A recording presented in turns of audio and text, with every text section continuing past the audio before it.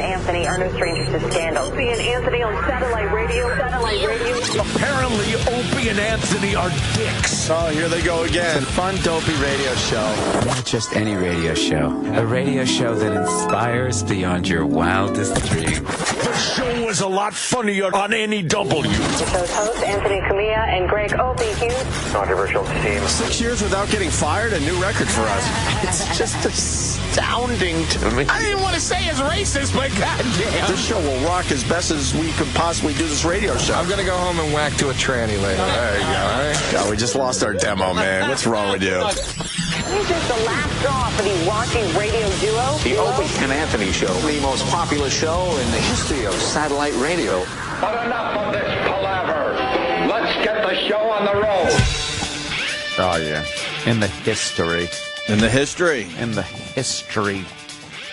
And it's been around a long, long time, this satellite radio. Satellite radio. Decades. Yeah, Decades. At least decades. Good morning. Welcome to the Opie and Anthony Show on this fine Whip 'em Out Wednesday. Oh. I haven't forgotten. It's still happening out there. Is it? I've seen a lot of stickers. I haven't seen a lot of tits. You haven't seen a lot of tits? No. Got to get out of your house. Girls stopped flapping out their fun bags. Their hooters? As they say, their fun bags. That's still happening. You got to go to like an event. You got to get stuck in traffic. Got a wow sticker, and the girls are like, what the hell? Here's my titties. Yeah. There you go. Oh my Fucking God. Charlie Sheen rules. Oh, dude, he's my hero. Okay. Charlie Sheen rules, and Out his of control. publicist sucks a dick. Oh, it was medication. It was an allergic reaction to some Benadryl. Booze and Shut coke. the fuck up, you stupid publicist. They kind of have to say it's hard for a publicist to go, yeah, she was a hooker and he was fucking her in the ass. But doing coke and drinking. Yeah, I understand if there's not a lot of details, you do what you can. But now it's coming out there were 6 escorts in the room. One of them's in a closet crying naked. He's running around screaming naked, destroying the fucking room. At the plaza. And then you can say, an allergic reaction to medication. You just shut your mouth on this one. Charlie Sheen was in town, and he wanted to party. 6 hookers? That's what's coming out now. Six escorts great. and another guy in the room. So there was Charlie Sheen, a guy, and 6 escorts. Deserves a slow clap for that. Yeah, they didn't find drugs in the room, in all fairness. But, I mean, to kind of push that out there, that was an allergic reaction, knowing his history. Come on. Just keep your mouth shut. 6 New York hookers in a hotel room. Dude, Charlie, he's making fucking 2.5 Men money, man. He's got sitcom money. And the 2.5 Men people got a fucking plane to New York and got him the hell out of here. Private plane. Oh, yeah, that was an escape. They gassed up a private plane and said, go rescue our moneymaker. And they got him back to L.A. immediately. Well, in L.A., they're very... the celebrities really do have a certain way of skating out there, where in New York they may not. That's very clever of me to say. Celebrities get away with it in L.A. $1.8 million per episode. So they grabbed Charlie. Wow. The story I got in front of me, I don't think it's updated because now it's up to 6 escorts. Naked, coked out, celebrity train wreck Charlie Sheen trashed a pricey Plaza Hotel suite yesterday after accusing a hooker of swiping his wallet and cell phone while his 2 young daughters slept across the hall, cops said. Oops. This guy rules. His daughters are there. His ex, Denise Richards, that enabler, was in town with the daughters.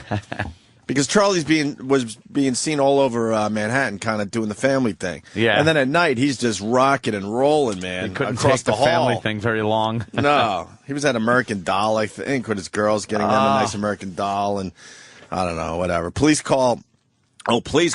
Please call the police. Sheen's frantic ex-wife, Denise Richards, 39, pleaded in a dramatic 2 a.m. phone call to the front desk from her room. She was terrified.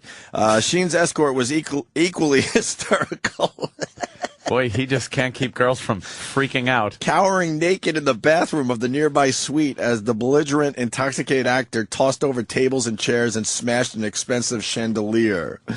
When police arrived at the landmark 5th Avenue Hotel, they found Sheen stark naked and not coherent. The 2.5 Men star was so loaded that cops had to button his shirt for him after telling him to get dressed. He told police that he had been out drinking and doing cocaine earlier before ending up in his suite with the hooker. So he said that to the police. So why is the publicist saying allergic reaction to medication? There's pictures on TMZ of the hotel room now. Hotel carnage, they're calling it. A lot of pillows on that bed. Yeah, it doesn't look particularly messy. It looks like my room when I leave for work in the morning. Yeah. Oh, no. Pillows are all over. Sheen said he began wrecking the room after he noticed that his wallet and cell phone were missing. The sources said as the actor flipped, the hooker ran to the bathroom and locked herself inside. Neither Plaza Management nor the escort chose to press charges against Sheen, who apologized to cops for his behavior and volunteered to pay for the estimated $7,000 in damage that he caused.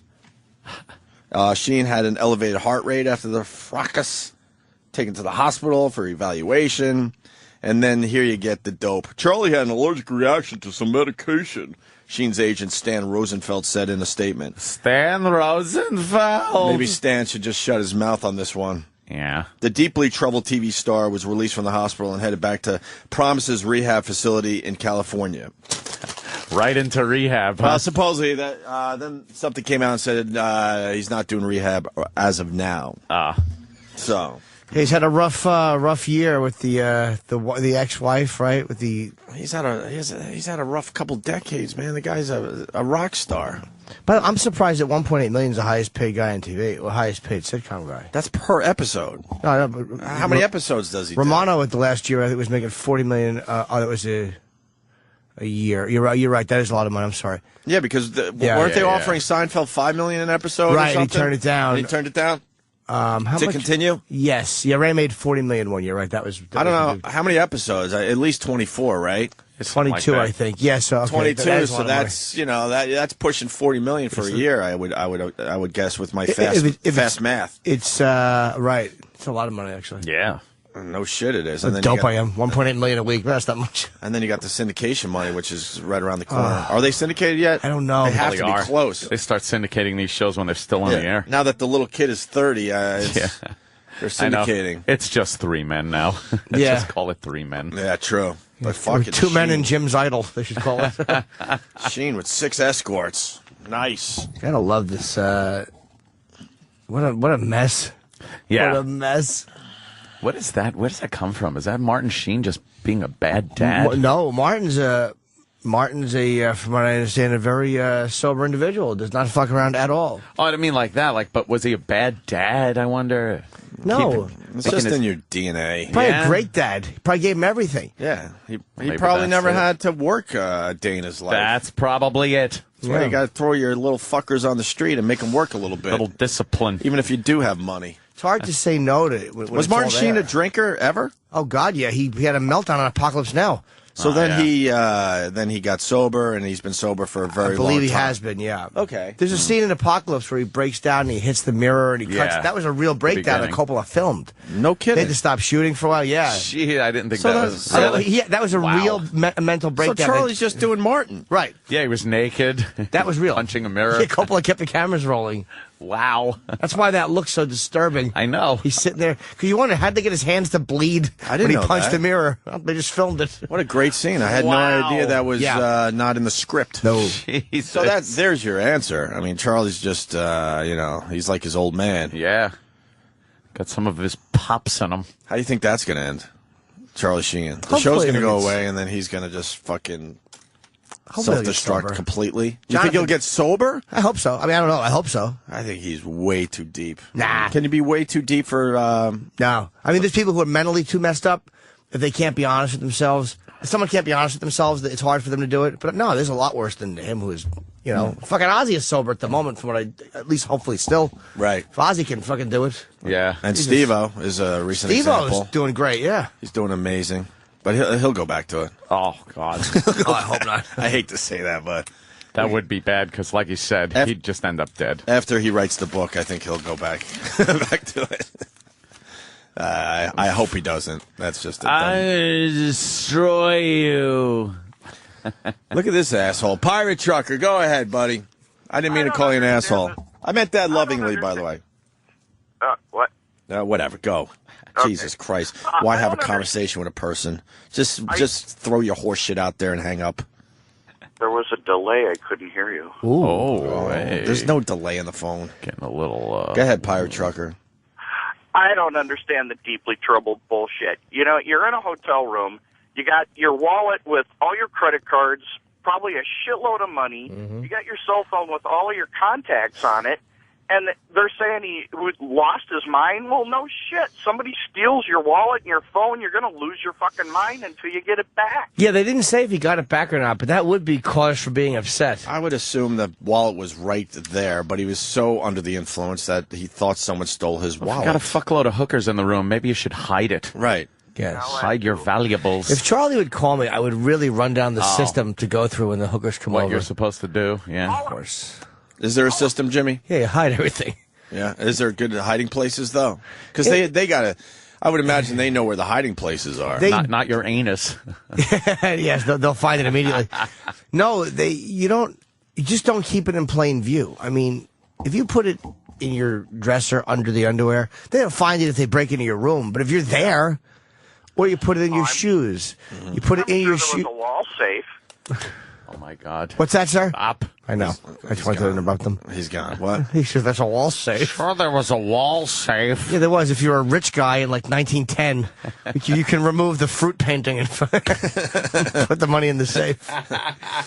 No, it's there are safes in there, but you can always. Your shoes are a great hiding place. If you have your shoes And your glasses. Shoes would be the first place, I would imagine. No way. No one looks in your shoes. No one looks in shoes. If Come you're on. there, no. If you're just sitting around, it's on a night table, it's getting stolen. Yeah, if your shoes are facing you, and you have no one's gonna think. Let me check in his shoes for his wallet. Yeah. In a quick look. But Pirate Trucker being a nice enabler there. I mean, Charlie admitted he was partying all night. Right. That he was doing cocaine. They showed up. He was stark naked and sounding like a lunatic. He had 6 escorts in his room, and one was in the bathroom locked in there crying. Where'd you see 6? I only saw that one. Well, That's another story. I think that's the latest. That's Yeah. the latest on the okay. news. God, I hope it's right. Oh, Why am I please, trusting really? the dumb local news? They get everything wrong. 6 escorts. It's wonderful. And then Denise Richards, she's just kind of going along with the whole She was thing. here yesterday. Yeah. Was she? Yeah. Is that She really? didn't cancel her XM stuff or Sirius stuff? Well, it happened last night, so. Yeah, it was like last night or something, wasn't it? No. Oh. No, man. I don't It was know if only. I don't think she she did. showed up here hours after it all went down. Oh. 2 a.m. She made the phone call and she was here in the morning yesterday. Well. And then she was on Joy Behar last night, kind of deflecting the questions about Charlie. Good old Charlie. Charlie. Charlie. I swear, I need friggin' reading glasses so bad. Why? This is pathetic. Because I've been playing that stupid Angry Birds game. It's a great on game. my iPad. Oh, it's fantastic. But my eyes, and right behind my eyes when I wake up, is throbbing. Like, it doesn't look blurry while I'm playing it, but I think I'm straining my eyes. Probably. And, wake up with, like, the eye headache. But, yeah, reading glasses just look so terrible. What do you keep on the tip of your nose? Hello. You could get some of Hello those there. hip designer douchebag glasses. Yeah? Yeah. Can I do that? Half the people around here wear them. They think they're smarter or something because And they wear then- designer glasses. Oh, is that it? Ugh. And then I tell Kenny, I go, could you get, like, some Excedrin for me? And he goes, okay. And he sends out this fucking piece of shit. That's Stevie. Stevie is a piece of shit. He's blind. He just hit the wall as Well, he's walking down the whatever. hall toward the studio. It was fucking a half hour ago. Where is he? He's Bring him over in. here. He just walked past. Kenny goes, I saw Stevie was the only one to send out. And he just walked past over a half hour ago. And this piece of shit, hey, Blindy. Why is he a piece of shit, though? Because he's sent to the store to get something, Yeah. and he fails every fucking time. Hey, failing miserable asshole. Stevie, get on Hey, mic. Stevie, get on mic. And- What did Kenny send you out for? Oh, Excedrin. Yeah, where is it? I gave it to him. When? Just now. What took you a half a fucking hour? Well, I was looking for Gatorade also, but they didn't have it. Gatorade, why? Because there's only one more Gatorade in the fridge. So we had to Oh, go. so for a backup Gatorade. Do you understand? My head hurts. I'm sorry. Yes, you are. Tell him the real story. Yeah, okay. That is the real story. What's the real story, Kenny? What else? What else? I I hate told you, these- you're dumb as shit. Move. You are really a dummy. I mean, I felt bad for you when you first got here. Now you're just a lump of shit. I can't wait till your internship is over and we get someone in here that actually is good. Ugh. Are you in a bad mood today? Just going to find a trade. Find a trade where sight isn't necessary. What are you doing? Become a carpenter. Hit your fingers when you try to bang in nails every time. Dude, he's one level away from I- scoring a why touchdown for the high school team, and you're beating him Who up. fucking hired him? Who hired him as an intern? He's Sam. Sam, there becomes a point where the gag is funny, but it becomes not productive for the show. I had no idea that any intern could be as bad as Stevie. Is he the worst intern we've ever had? I told Travis this morning, and Stevie, I'll look at you in the face. Especially after yesterday and now today, you're the worst intern we've ever had. We've ever had. Yesterday, he told me on Monday, okay, I'm going to come in Tuesday. So I said, oh, okay, great. I had some plans for him on Tuesday. Yeah. Tuesday comes, he doesn't show up. He doesn't answer 7 calls on his cell phone, and I filled up his voicemail box. He didn't even check. He knew. He knew you were calling. Yeah. Stevie, how come you didn't come? Stevie, what happened? What happened? Your face is very red. I was very conflicted about whether I should come in or not because we had a situation on Monday. What was the situation? Well, I was a little embarrassed. I didn't know if I wanted to come in. I had a lot of things I had to think about after. If you didn't come in when you were embarrassed, you would never come in. Embarrassed by what? It's a long story. Well, tell me, because we have time. We should get to the bottom 4-hour of this. show. Go. What were you embarrassed about? Sam was asking me about like porn and shit, and he was like going through my iPod. No. That's I'm trying to shorten it. Yeah, well, don't try to Don't lie. shorten it to make me look like I was stealing your thing. No. Yeah. Did you steal his wallet and phone in the hotel room? Stevie was asked what he jerks off to. Uh-huh. Right? And so he started telling us that he used to print porn pictures on the internet, but his dad would beat him up for it. So he started putting the... They were men. So he started putting the pictures on his iPod. So I said, do you have your iPod? He said, yes. I said, can I see it? He said, yes. Oh. So I took it, right, Stevie? I looked at the pictures, and do you know what Stevie jerks off to? What? Oh, no. Number one, the first thing is anime porn. And you're thinking that's a little. But that's not, that's the healthy part. Oh. Minority of it. What he really enjoys, what it's full of, is old magazine covers of Cheryl Tiegs. I swear. That's why Stevie's around, by the way. Like, magazine, like... Gives a fuck if he gets the coffee and the fucking aspirin shit wrong. That's why he's here. Some of them are... He's a young kid that is jerking off to old Cheryl T covers. This is terrific. How's this? But it's like... How's that right there? Is that doing it for you? Check that. Is that the one? No comment. Her in her little net bathing suit from the Sports Illustrated. But this is where it gets weird. It's not even... 1975 issue. By the way, she's going to be at the... Does he know she's going to be Not there? yet. He doesn't know. Oh, shit. All right. So why Cheryl T? But I wanted to say, he doesn't just do, like, bathing suit pictures. Like, I'm saying, like, Ms. Magazine. Just fully dressed. Or just pictures of her face, and she's wearing, like, a sweater. You're obsessed with Cheryl Tiegs? Why, Stevie? Not obsessed. I'm just... That's it's an not the obsession. only one I have in my iPod. How many Cheryl Tiegs pictures do you have on A you? lot. How many? You know when you put the iPod on shuffle, it goes through your photo album? Uh-huh. And so what he does is he has his favorite pictures of Cheryl Tiegs like 20 times. He puts like 10 to 20 copies of the same picture, so that way it keeps coming up in rotation. And they're like headshots. Like that one? Would that one be one of your pictures, Stevie? To jerk off to? No comment. Yes? No, you could What do you mean comment. no What is comment? this? It's This just isn't It's a court. radio show. You have to comment. The fuck is this? It's just a basic Yes. Cheryl Tiegs picture. Yes. She's not even topless. Why would your dad get mad at that? That's actually pretty healthy for you to jerk off to that. He wasn't mad about that. He was mad at the fact that I was printing a lot of them out and wasting the printer ink and paper. Oof. Ooh, you would sit there with a piece of printed paper?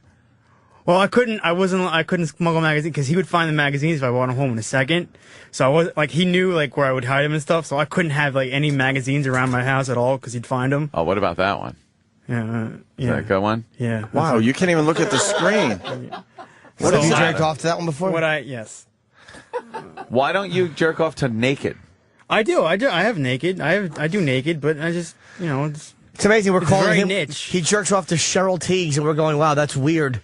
That's the most normal thing in the room. Well, if it was nude. You got to see the pictures. It's weird. It's weird because it's old school. Like, Yeah, How it old is. are you, Stevie? 19. How does a 19-year-old discover Cheryl Teagues when true. there's so much out there? That's why it's weird. I don't even know. I can't explain it. I just When was the first time you saw Cheryl Teagues or a picture in of her? the 2004 swimsuit issue when they did the 40th anniversary thing. See, he knows exactly. So were you like, oh, who is this? Could you get that picture, Danny? Because she's older in 2004.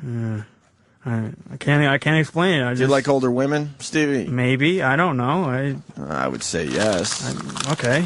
Cheryl Teagues is pretty much from when we were growing up. Yeah. So She's a pretty 2004. woman, but- Didn't we see her walking down the street one day? Was that her? Yeah, she's horrendous looking she's now. really old. Oh, is she? She's got a very flat, saggy Yeah, butt. she's really But then old. again, she's way up there.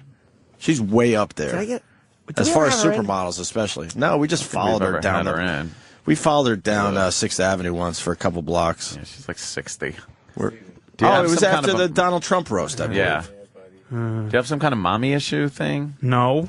Then what's with the old women? I Usually that's she's not that old. I don't like old people with like walkers and stuff. No, he's looking at older pictures of her. Yeah, but it's it's- just weird that it's Cheryl Teagues. in Yeah. my pocket, of course. Yeah, let Sam see your iPod. Come on. All right, go ahead. And that's why you almost didn't come back in?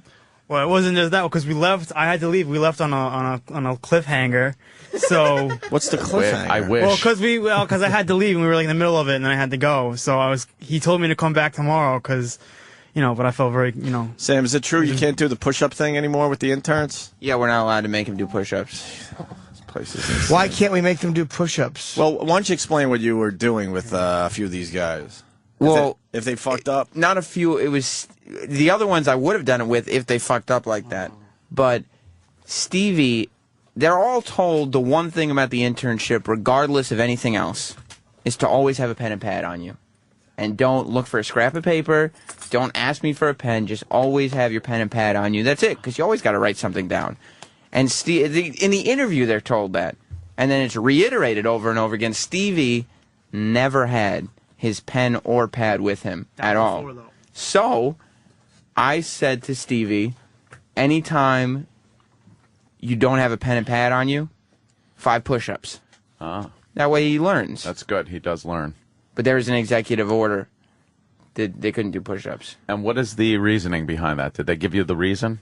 Or Was did there- they just say no? Was there a reason? Well, I heard they said if you have a problem with it, you can take it up with human resources. That's what radio's become. What was the what was the issue? 5 lousy push-ups? Are you kidding me? That's no. Yeah. Because we'll never get interns again if we mistreat them. We've been mistreating Who interns told for you that? decades. Who came to you with that? Uh-oh. And we'll get came to me with that? shitty interns like this. I don't understand. I mean, I don't understand. Like, mistreating having an intern do 5 push-ups to break balls is not mistreating an intern.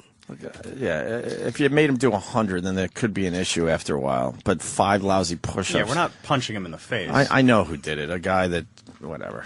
The It's the thing same is- guy that just fucking gets in my way constantly. We have to be able to break balls a little bit. Of course, What's the 5 use of lousy being an intern on the push-ups. show? Gives a shit. I also want to know why another guy had to come in with the Excedrin. Well, did you hear what he came back with when he said... Oh, my God. What? He said he came back with Excedrin. Yes, he did. He didn't say what letters were after Excedrin. PM.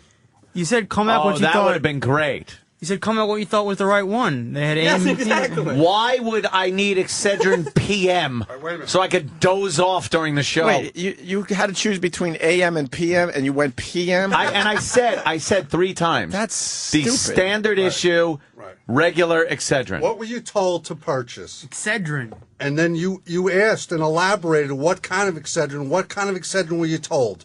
You said plain old Excedrin. Right. And then 20 minutes and then I made sure he knew where the store was and made sure it was 24 hours. Uh-huh. All right? And when he was gone for 20 minutes, I started to get worried because the guy who went out for Jim's Coffee, Starbucks is basically in the same location. He was back in like 10 minutes. Yeah. with the coffee, right? And then Sam told me Stevie called and didn't know what type of Excedrin to buy, so Sam told him to use your best judgment. Oh, wow. And he had to choose between AM and PM and came back with PM. PM. We're on in the AM. Do you know what that means? It's like a sleeping pill. Maybe Stevie was confused because it was still dark outside. Yeah, that's true. How does he know it's dark It's outside? always dark. It's always dark for Stevie. You're only allowed to buy PM in the dark. I didn't know if you were buying it for later. I didn't know who needed it, actually. I didn't even know who we were buying it for. No one buys aspirin for later. I'll get it on my way home if I need it later. Everyone plans I'm their headaches expecting 12 a headache. hours ahead of time. I'm expecting a headache later. Well, you didn't know who it was for? Oh, yeah, I didn't know who it was for. I was just buying Steve, you're losing my support. I'm trying to stick up for you, but no one buys aspirin for later. I give him a little bit more credit now because he didn't know it was for Ant on the air, which doesn't he didn't know it was for you right now. But if someone says, "Can you give me aspirin?" It's always for that moment. Don't get me wrong. Every single time. He's a blithering retarded person. But we call a high school football team. I think it's time for Stevie to score a touchdown. Stevie, Cheryl Tiggs, huh? Wow, that's it's called knitting book. Are you ashamed that you jerk off to Cheryl Tiggs? I'm ashamed of I'm ashamed of this whole week. Wow, I've not done very well. The only nude photos on that iPod are of anime ladies. All real women are clothed. Why anime? I don't get anime because I'm a pervert, but anime didn't really do it for me. I don't know. I don't know. What do you like? Would it be like a giant penis and a girl going like tee hee hee? No. Some of that anime shit's kind of hot. I'll be honest. But there's so much I'm real not porn. gay. No one said that. I didn't see you were. It was a girl and a dick. We didn't even say gay. By the way, this is way worse than the dumb kid doing 5 lousy push-ups. The hazing he gets on the air is so much worse than 5 stupid push-ups. It's all right. Oh, I don't understand. God. Show me a good anime photo there, Stevie, that you like. Oh, I don't have. Sam has it. Can you show me a good anime photo? Why won't you just find the pictures you like instead of just like randomly? I could never jerk off not knowing what's popping up next. Yeah. I don't know. How long does it take you to fucking to splooge? I just turn on the slide. Well, like 10 minutes, tops. Well, this is going nowhere. All right. That's pretty interesting, though, man. What an odd combination of Cheryl Tiggs and anime. It's the greatest thing I've ever heard. It rules. That's why he's around. What happened to Ant now? He's probably taking his medicine. His head hurts. Poopy. He had to make poopy. Well, Ant never shits. He was clenching his ass cheeks as he left the room. Oh, I'd love to trip him. How much would you love to trip Ant on the way out? Watch him face plant and shit comes out. And he's embarrassed. They have to go buy him adult diapers. See, I like that. I like that anime photo. It's too weird. I'm not saying it's a chick bent over, by the way, with giant carrot nipples and fucking huge 40 triple E tits. It just looks weird. You throw that picture in the mix. I don't see a problem with it. I think Stevie's embarrassed. His back is very sweaty. I was patting him on the back. Stevie, you all right? Is there a sheen of sweat? Stevie, you all right or what? I feel very stupid and you're not ashamed. retarded, right? I swear to you, I'm not retarded. I would not be here if I was completely retarded. I don't know about that. Oh yeah, we hire just the one. opposite. I'm not completely retarded. He's here on the Dave ticket, intern David ticket. Yes, he is. Nice. That's an honor, sir. The intern David Love Buzz ticket. Right. We hire one weirdo every semester, and you're it, Stevie. The aspirin, I think that you really should have done better. I apologize for that. Yeah. I'm sorry. You should always know if it's for somebody on the air because it means Ant has to have it now. The porn stuff's pretty normal. Except the anime's weird. Nah, I like. But also that he got PM. What, Excedrin PM? Yeah. He called and said, should I get AM or PM? And I said, you know what, Stevie, on this one you should use your best judgment. Sam kind of knew that he might make a mistake. Of course. Sam kind of knew. Let's go to Chris. He could have just said AM. Let's go to Chris in the Poconos. Chris. Hey, I'm 31, and I don't even know who the fuck Cheryl Tiggs is. 31, and he doesn't know who Cheryl Tiggs is. Old school swimsuit model. I think that's all she did, right? Yeah, right, Stevie? You know. Stevie, what's her claim to fame? Yeah, she was in Sports Illustrated, and she's like considered one of the first real supermodels. Yeah, she was all right. This guy's fucking banging this Japanese chick. Oh, yeah, he is. She's got the little schoolgirl tie on, and he's fucking splooged inside of her. And he has a gun pointed at her. This is a lovely culture. Her eyes are all wide. And he's putting the gun in her pussy. Of course he is. Why wouldn't he? Because it's anime. But for a 19-year-old... And she's bleeding. Oh, no. It seems like you lost your virginity to this thing, huh? Let's see about this one. I do not endorse violence to women, by the way. I'm not in favor of it. How about the giant penis he's putting in her hind end? Well, that's a body part. It's not a gun. I'm not into that gun. He just put it in her hind end. This is every Japanese guy's fantasy that they have a big dick and a bunch of chicks, and the chicks are wet. Now the gun's in her ass. Yeah, I don't like Oh, he's fucking one girl and he's got a gun in the other girl's asshole. I stand corrected on the anime stuff. And his dick is so big, her pussy, her asshole's gripping it on the way out. I'm gonna come. Oh, it's awful. His dick is so... You want to see the asshole grip is the best part. Japanese guys never seen that in real life. Oh, and then he shoots his gun. So the one dies and the other comes. Oh, I'm so sorry. I got too excited and pulled the trigger. At least the cartoon voices are good. Jeez. All right, Stevie. Thanks for... I do want to... Stevie is Yes. obsessed with 80s culture. For a 19-year-old, it's very strange. What other 80s culture, Stevie? Tell him the videos that you have on your iPod. Okay. My videos are just... I have a lot of MTV in my iPod from back in the day. Like, yeah. But it's like hours. Like, it's like September 13th, 1985. 6 hours. A 6-hour block. Wow, really? Of MTV. It's just interesting. Because you can't just watch like one or two videos. Like, it's addicting. Wait, what do you watch? Like, what videos will they show? Because I don't even watch this stuff and I remember it. Well, they got like, because that's back when they played rock and roll. So they got like, the Police. They got like... Hold on, slow down. MTV never really played rock and roll. Well, back the real early days. Like, they I'm played talking a lot of wimpy stuff when they were doing videos. A few rock artists got in there, absolutely. Name some of the ones you like. The Police, Big Country, obviously. Obvious.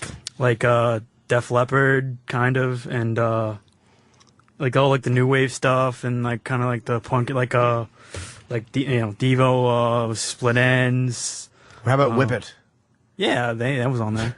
Do you see the Ozzy videos? They used to play 3 live Ozzy videos. MTV did? Yeah, but their Ozzy rotation was from a concert he did with Brad Gillis in California in '82. They would put Iron Man, Paranoid, and Children of the Grave. They were live, and Ozzy had no shirt. They were just live ones from an MTV concert. It was him just prancing back and forth on the stage. Yeah, but it was so great because he was back. He was so early '80s Ozzy. He had like his fucking. He was all doughy. He was doughy, and he had his fucking like his blues like tight sweatpants on and the knee pads. Ozzy wore knee pads on stage. It was the greatest. That's awesome. But he was he was doughy, right? He wasn't fat, but he was doughy. Doughy. He's how I'd like to be built. All right, Stevie, I think we're done with you. You're done with him, man, or what? Yeah. How's your asshole? I'm sorry. Oh, I gotta sit one cheek. And is sitting on his left sitting cheek. one cheeked. Why is it just? It's a mess back there. Oh my God. I can see a booger in Ant's right nostril. And Ew. It's okay. I like to see you as a. Fair. I like to see you in a leaking mess.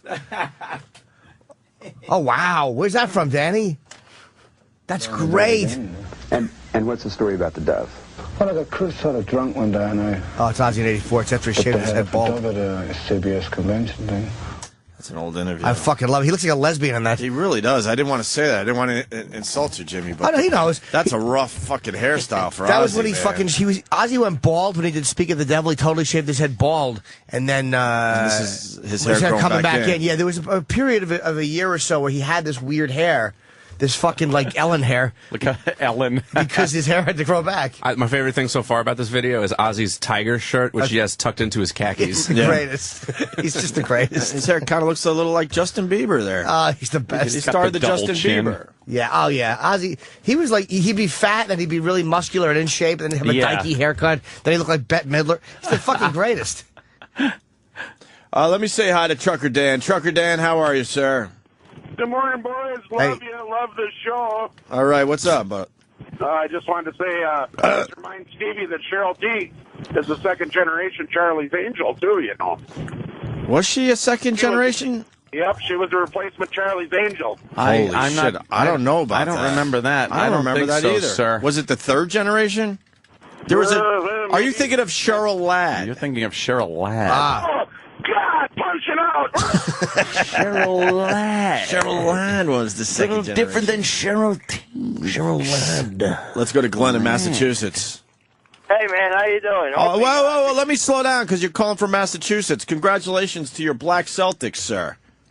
Yeah, it's the Black Shamrock. He's cool. Everybody was watching the fucking game. The NBA started yesterday, and it was like a playoff game because you had the Celtics and the Heat playing the first game of the season. And the Heat lost? Yeah, they fucking lost. LeBron James had 31 points, but they did not look like a team whatsoever. They're supposed to be that magical team. The dream team. The dream team. I'm having a Shaq attack. Are you having a Shaq attack? Remember those awful shirts? Shaq attack. Shaq attack. Although I like him, but I would never have a Shaq attack. No. No. If you're bored, you gotta follow Big Mama Prods. That's Patrice O'Neal when the Black Celtics play.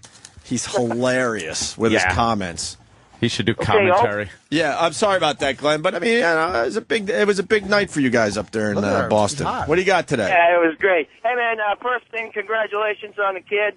I haven't got to talk to you since. Oh, thanks, And, Sam, you are a piece of shit. Leave little Stevie alone. He's funny on the show. And Aunt, Excedrin, and you got the shits? I thought you stopped drinking during the week. Shut up. Is it a drinking thing? The headache and the shits? No, I got the shit. I was eating a lot of cheese products last night. A lot of cheese products. I got chicken cutlet parmesan. So did I. Yeah? I did. Out to dinner. Yeah, and then I had just later on an American cheese on a roll with some mustard. That's Sounds it. good. It was tasty, but wow. But cheese is the worst shit. Cheese makes everything kind of like get hardened, though. No, not if you're... That clogs your shit up, usually. Like lactose intolerant. My girlfriend was so annoyed because we went out last night and I had chicken parm. We went to Carmine's, but she was so irritated because I wouldn't stop saying it. Like I kept saying, "You want to go to Carmine's?" She was so annoyed. I kept saying it to the waiter. How long has this Carmine's been here? You the older Carmine's or the newer Carmine's? He gets so upset. She was like, you. ugh, so embarrassed. Carmine's. Too good. I like being that guy. Yeah. Yeah, it really annoys her. Hey, you want to squeeze in the rest of Jocktober because we got a lot of guests today. We got a hoarder psychologist coming in. I can't wait to talk. Dr. to Robin her. Zazio. She's here already? Right. So why don't because I want to know what the deal is. Yeah. All right, why don't we take a break and we'll get her in? That sounds good. I say we do that. And then we got Tom Green coming in today. Oh, Tom? Also around 7 o'clock. And we also have our old friend, Huey Lewis from Huey Lewis. Huey Lewis. Hey, that's a big 80s fucking band. Are you excited, Stevie? Yeah. What's your favorite Huey Lewis song? Power of Love, obviously, but I also like Some of My Lies Are True. You want to interview Huey Lewis for us today? Sure. Did you bring a poster, Danny? No, I didn't. I didn't even think about that. But because that would be pertinent. I sort of thought about it, but I'd rather have him sign like the soundtrack or something. You know? Yeah, but it would kind of Back to be the Future shit. that Back to the Future poster. Forgot about that. How many do you have? I don't know. None should be your answer. 9 or 10. Here's the deal. We went to see Back to the Future in the big movie theater, and they were giving away posters. 25th anniversary commemorative posters. Right. Get it right. I have 2 because I went twice. So I got 1 the first time and 1 the second time. Danny has 10 posters. How did you get 10 of them? Well, see, the first show, I had purchased more tickets than I needed because I thought that there was more people coming, and then I thought that somebody would want to go or whatever. And then I just got lazy. I never found anybody to go, so I had 6 tickets, and ended up it was just 2 of us. So you ate some tickets. So I had 5 extra seats, and I didn't give a fuck. I mean, so you get a poster nobody per else is ticket. asking for the extra posters for their extra tickets. People were just walking out with 1 poster and feeling that was sufficient. Well, I was entitled. The rules are you get 1 poster per paid seat, and I paid for 5. So give me my 5 posters. Danny ran out of there with posters like when Doc runs out of his house with all the blueprints. blueprints. Tell me, future boy. So I guess who's vice president in 1985? Jerry Lewis. What's the matter? What the fuck is in? There's something in my food. I can't. Oh no! Oh wow! Can I look at it? What is it? I don't know. It's Is it an omelet. moving? Look at that. I don't see that. What? Oh, that's just a chickpea. Ew! Is it? I don't know. It's just a chickpea. Chickpea. It shouldn't be in an omelet, but It is a kebab, a rat turd. It is a caper. It's a little tumor. Rat turd. Then eat it. Fucking tumor, man. And there goes Jimmy's breakfast. This is becoming a very strange morning. What a Stevie, go get Jimmy what a some more breakfast. Yeah, go take an hour. You might as well get him lunch and dinner while you're at it. He's got Jimmy, you gonna have a headache later? You want some aspirin? Yeah, get some fucking Excedrin PM. Stevie, we want you to ask Huey Lewis a question, so it's got to be a really good one. Yeah, think one up. All right. Think one up for Huey Lewis from Huey Lewis in the News. We'll talk about Back to the Future with the guy and all that crap, okay? All right. And by the way, good call. That was my favorite Cheryl Tiggs picture right there. Oh, that's a nice The Sports Illustrated Cancun issue. What year was that? Wow. I'm guessing. It looks like 76. What a set that old? What a set of tits. 75. You got the pictures that were inside? They've been around for a while. She made the cover with that shot. If I look for it, perhaps. I'm just on eBay right now looking at presents for little How much Stevie. is that? $15. Buy it right now. Should we buy it for the kid? Do you want 76? That's Stevie, crazy. how fast would the pages get all stuck together? 76, 24, Would you jerk off to 30. that picture? That's, I have. all right, listen. Oh, That's 34 years ago, which means Cheryl Tiggs is pushing 60. Yeah.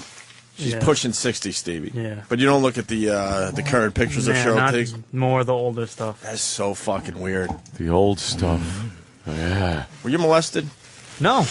You are? I think he's got all these. Just about all of us were. It's okay, Stevie. Were you molested, Ope? No. Come on. Oh, Look at that fucking blonde hair and that Pretty face. molestable. You were pretty molestable in some of those pictures. Oh my God! I've never seen a more rapeable person. Rapeable.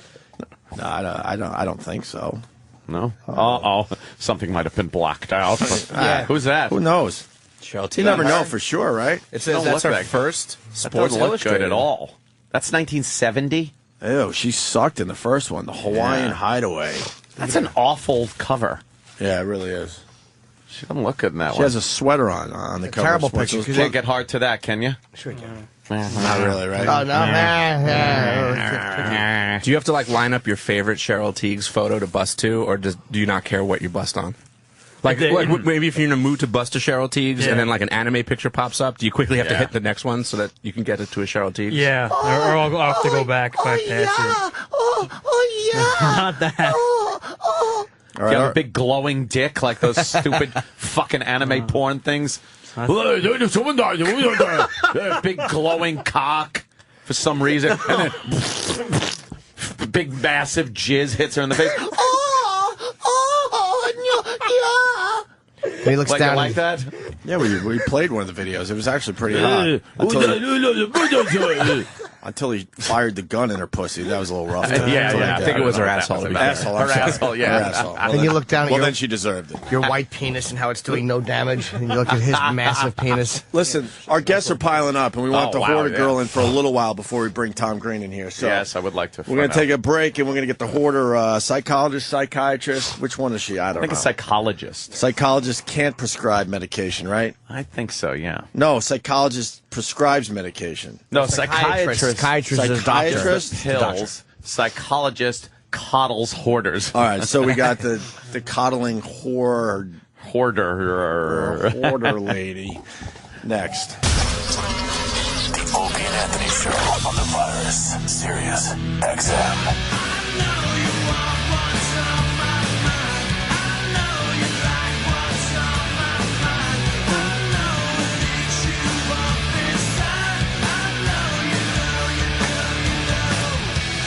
All right.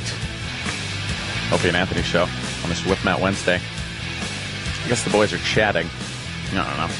It's such a weird show. We all just walk off of the show whenever we need to, whenever we want. Who is it? Scott Weiland's birthday? Yeah. Is it? How old is the gentleman? He's an old man. Is he? 40. Wow. Yeah, he's He's in his 40s. Oh, yeah. You have He's to in his talk, 40s, huh? Travis? He's 43. 43 years young. Wow. Still making music. Wow. What a guy. Kinda. Well, kind of. Still doing drugs. Yep. Yeah, he's definitely If doing you're that. in your 40s and you're still, like, doping it up like a rock star, like Scott Weiland, because it's Charlie his Sheen. birthday today. Yeah, Charlie Sheen. I mean, there's a big problem there. I think we have the appropriate person to talk to that about. I think she just went to the bathroom. A psychologist. Oh, wow. Is she going to the bathroom? She's haggard. We're talking to her? What? That's not nice. I thought that was someone's mother. But she's got a lot Well, she's of probably experience. someone's mother. What? What, Danny? There's no age limit on being a doctor. I guess. Yeah, would you expect a hot doctor with big tits? She talks to psychos. I guess what I'm saying, if they're not good looking, there's no real reason to talk to them on our radio show until today. But you actually got a woman with a brain. Yeah. She's going in there dropping a deuce. I'm just not a fan of the coddling people. So. Yeah, well, that's what I want to find out. Is she on the show about. a lot? Yeah. You recognize her? Yeah.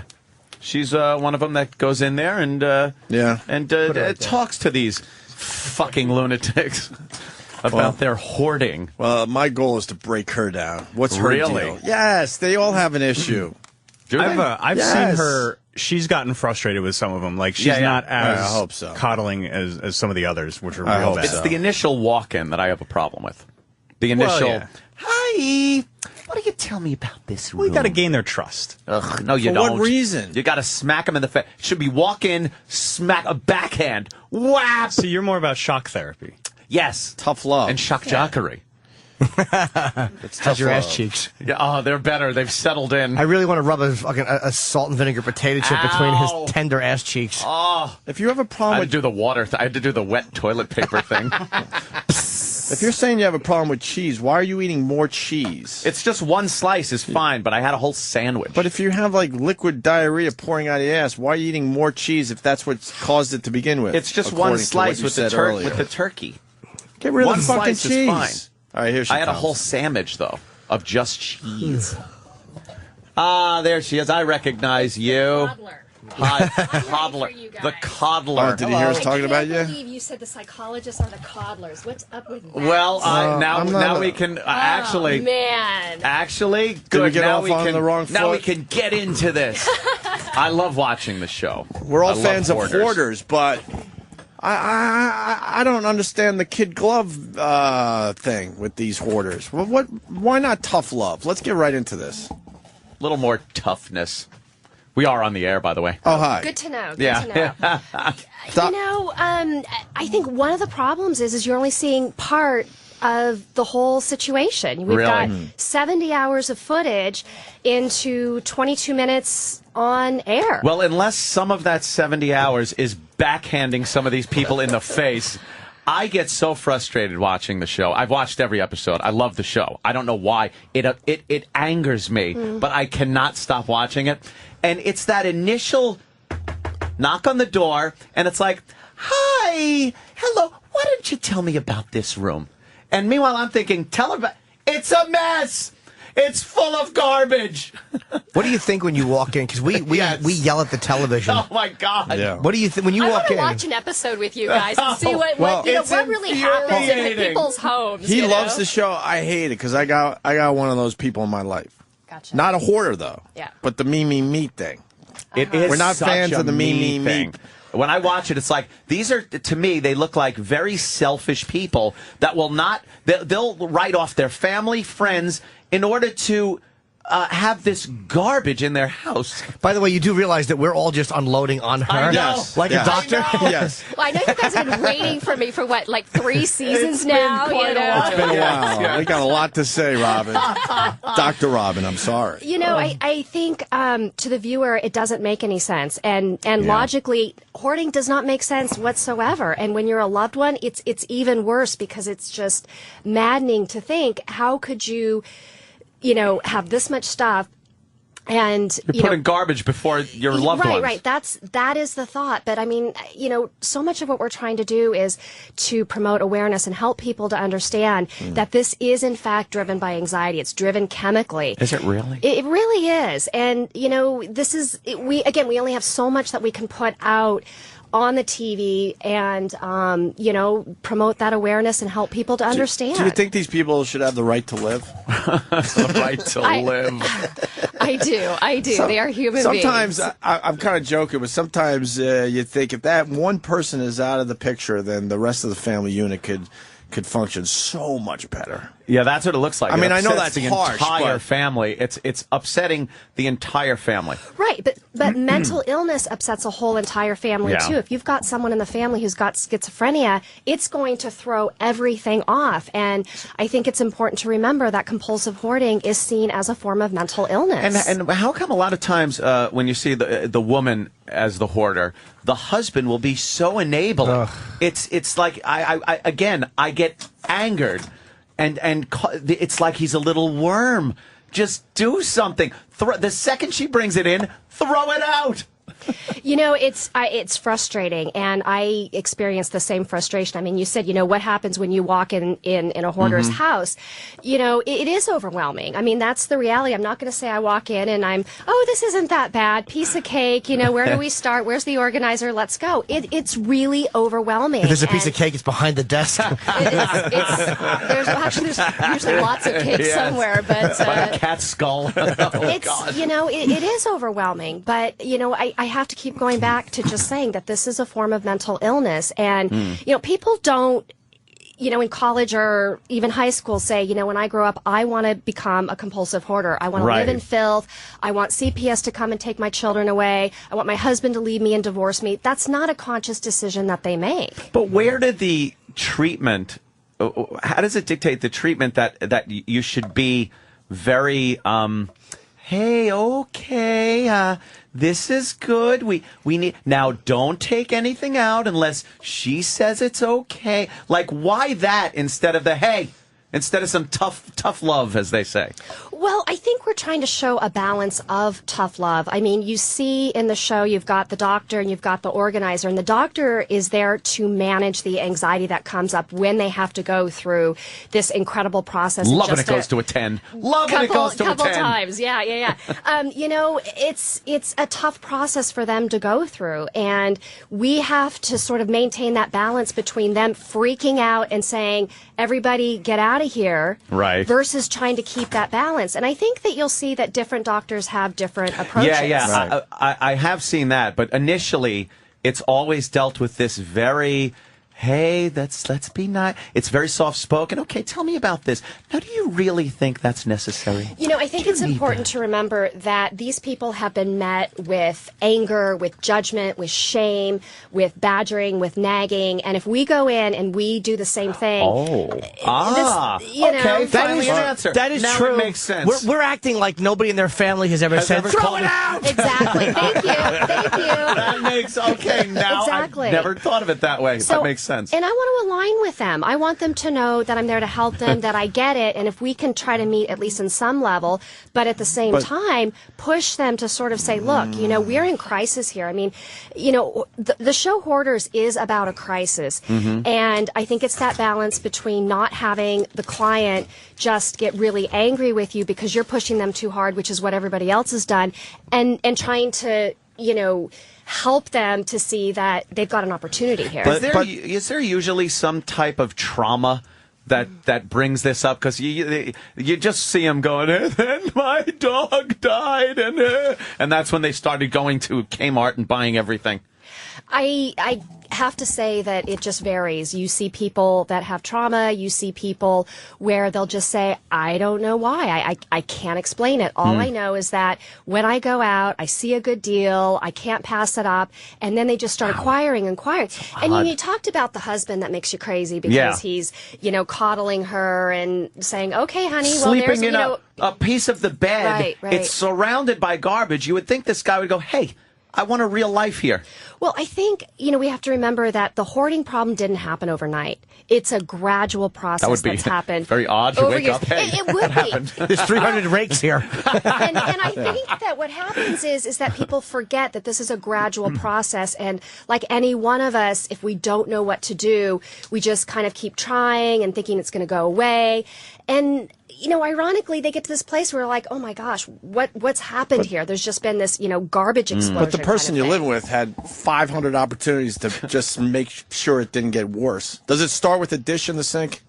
One dish. Yeah. One dish, and then it's two, then it's three, and you know what I mean? Typically it starts back further than that. It's not just, they got married and all of a sudden the person became a hoarder. Where did that come from? Usually there's a progression that you can see in childhood, and, we can't get through all that in the show. I mean, what a lot of people don't realize is there is a huge production that happens before we even get to that house of interviewing them, making sure they're appropriate for the show. We're talking with them to make sure that, psychologically they're prepared. And you do see people melt down. And, sometimes it's because they are being pushed too hard. It's too much too fast. It's a catch-22 because while that's not my goal, at the same time, we've got a crisis. If we don't get this place cleaned up by the time we leave, I don't know if you guys saw the Hawaii episode. Oh, yeah. Those children were going to be taken away, period. Yeah. That was a bad situation. And the irony is I got a lot of flack for calling CPS. Some of the blogs were saying, how could you do that? And then other ones were saying, I can't believe no one called them sooner. Yeah. And the reality is when I walked in, these children had no place to sleep. They did not have access to food. I mean, you saw the show. Yeah, it's a disaster. And what I was able to do was to avert that. And in just a couple days, this family was intact when we left. Mm-hmm. And they still are. Can I ask you a question, too? One thing that bothers me about, we've all dealt with, someone, whatever. I've never had a hoarder, but I've dealt with enough people I wanted to smash.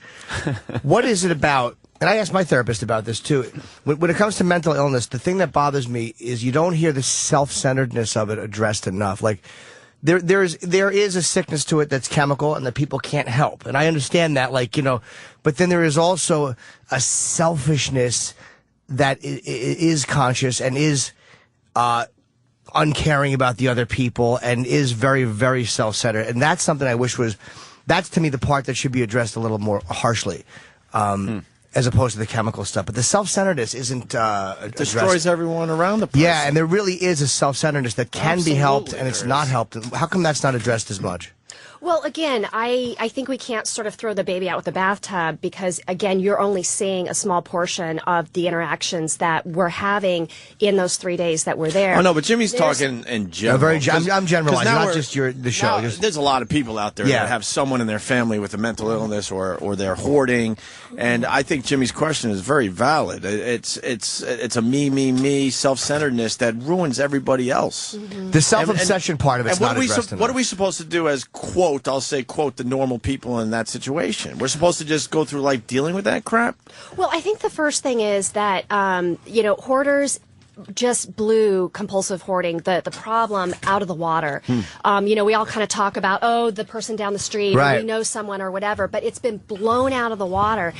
And I think that we have to remember that it's chemically driven. And then, yes, I think that there does come a point where you say, why are you allowing your family to live in this? Why are you allowing your children to not have access to food?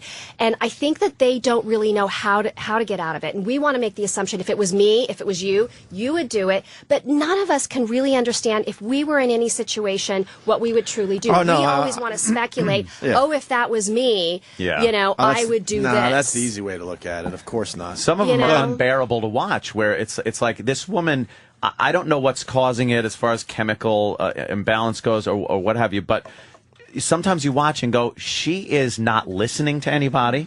She's completely self-centered.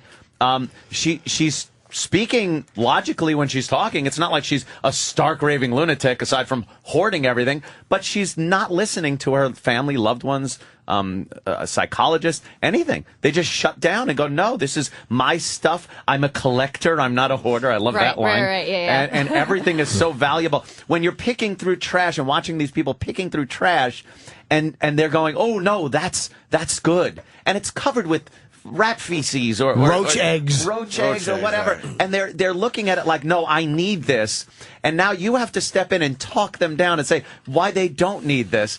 That is beyond me. It's exhausting to watch. And we've just seen a couple of episodes where I think, what was it, Monday night, there was the woman that had, lots of Home Shopping Network stuff, and there was the rat or mouse urine on it. Wanting to hold on to things. And there's no logical explanation. I can, sit here and explain what we know about it, but, at the end of the day, that's the reality of this condition. It doesn't make sense. Look, it is maddening. I understand the Darth Tater. Now that, to me, was a very valuable piece, and it shouldn't have been thrown in the truck. Only because the roaches wouldn't go near it. That really was an awful treat. She was so upset at the Darth Tater. That cracked me up. Do people ever get upset that the trucks that come by, I've always thought of this, that say got junk on them? Like, I would think the people would be upset that the trucks say junk. And it's like these are prized possessions to the people. I would think you would cover that up. That's never come up before. Has it never? As I watch that, I'm like, that would be upsetting. They should change the name to Got Cat Shit. Got disgusting stuff. Got cat carcasses. They're so anxious when we get there because, let's face it, it's sort of like intervention. I don't know how, people are thinking they're in a documentary when intervention's been in there like 9, seasons now, and how could they not know, like, this is intervention, we're doing a documentary on addiction. Yeah. So, I think with hoarders, it's the same thing. They've seen it enough. They know what's to come. And, what was the other one that was like that? The Chris Hansen show, like a lot of times the pedos. The Predator, after a while, they would watch it, like, and we would know. They would know. That one got me. I could not figure out that one. It's Chris Hansen. Well, sometimes the cookies were so good. Yes, They used the same. They used the same set too, the same exact set. You would think they would change it up a little bit. Oh, that's awful. Why don't you take a seat over there? I don't think the hoarders could be cured though. I really don't. It's a very long-term process. I mean, really long-term. I mean, what we're doing in 3 days typically takes a year and a half, believe it or not, Wow. if we can do it right, because the brain chemistry is so powerful. As you're seeing, why are they digging through this stuff? Because there's like this switch that goes on, and they don't know how to switch it off. And so, again, that's why the doctor comes out, is to help them to say, look, you're holding on to this. You've got a cognitive distortion about sorting through what is clearly mixed in with feces or other contaminants, and it's got to go. I got to ask you this also. These are things I've wondered that would never make the show. The guys that do the cleaning are just knock around regular guys. They're not psychiatrists. They're not trained in this. Has any of them ever just bust out laughing at some of the insane things these people do? And upset the people, really? I think that they try to be aware. But, look, the reality is when you walk in, the situation is as it is. And sometimes, we all sort of say, oh, my gosh, I don't even get why they're holding on to this. It is frustrating. But the doctors and everything, they have to kind of look, and you're professional. You know how to go about it. But I think the guy wielding the snow shovel, shoveling up cat skeletons and stuff, is going to go like, holy Jesus, this woman's insane. Again, I think, we're far into season 3 now. We're not surprised about anything anymore. I mean, look at the things that have been coming up. This is the real world. These are just the people that you're seeing on Hoarders. They are out there. Yeah, like 3 million, I think is the stat. It's huge. And a lot of them, I'm sorry to interrupt you, a lot of them have been left. It's like we forget, that's a good point, is that you're only seeing, we're like, why don't people leave them? The majority of them, or a lot of them probably do get dumped by their spouses, right or left. Yeah. I mean, well, that's good then. You're seeing the ones that have been casted for the show, and again, we're looking at crises and things like that. But you're absolutely right. There are so many people out there suffering, and I have no idea what that budget looks like in terms of what it costs to bring all of us out there. It's got to be insane. Yeah. And if you figure that people are truly in crisis, whether it be Adult Protective Services, CPS, and you're typically talking about a 1.5-year process, there's no way that CPS is going to sit on that for a 1.5 years and say, okay, well, we'll be patient with you. They're going to take the kids away. And so that's why you see so much overwhelm, is because you see the level of hoard, you see how insane it's gotten, and suddenly they're expected to pack up, 30 years, potentially more of accumulation. I mean, we're seeing typically people in their late 40s, 50s who are finally reaching out for help. We're not seeing the younger people. You know what it is? Also, it's when you watch the show, I don't know if you've noticed in this room, but I think it's everyone I've talked to, they're infuriated. Like, it's infuriating to watch. I can't stop watching it, but I get so mad. I've had a friend say, I want to see them walk in with one suitcase, throw it at the person, so you got 10 minutes to pack this one suitcase, and then we're burning the house down. Yep. This is how angry people get. And I sit there and watch and do the same thing. They should have bulldozers outside the house and make them grab some stuff and then just plow it into the basement. It's infuriating. People get mad watching this show. By people, he means he and I. And Opie. Well, so you mentioned you have a family member who's struggling. We all do, man. It's not a hoarder, though. It's an OCD thing. But it's all encompassing, and we're all affected by it. Right, and we have right. to make believe she's normal. It's ridiculous. Yeah, yeah. You know. Yeah, how should you deal with that? That's why. That's what Jimmy got at earlier. It's a me thing that I can't get past. Well, I don't want to help this person anymore. I really don't. That's how I feel about it. After many years, enough already. Yeah. Well, when it starts affecting everybody else in your family unit, what is her value? You know, the in the bottom line family. is, you know, they all cliche, you know, you can't lead a horse to water and make them drink. You know, this is the same thing, and OCD is the same thing. Right. You know, probably, 80+% of the population that I treat has OCD. It's Sure. the most common anxiety disorder. But most people could keep it under control. You know, I have a whole So you wash your practice hands of until people they that bleed. are, you know, Whatever. they've got bloody hands Yeah, washing yeah, their yeah, yeah. hands, and, you know, they won't leave the house and that sort of thing. But I think you have to find that balance, which is what we're trying to do, of sort of saying, I'm not going to, you know, support you in this behavior anymore.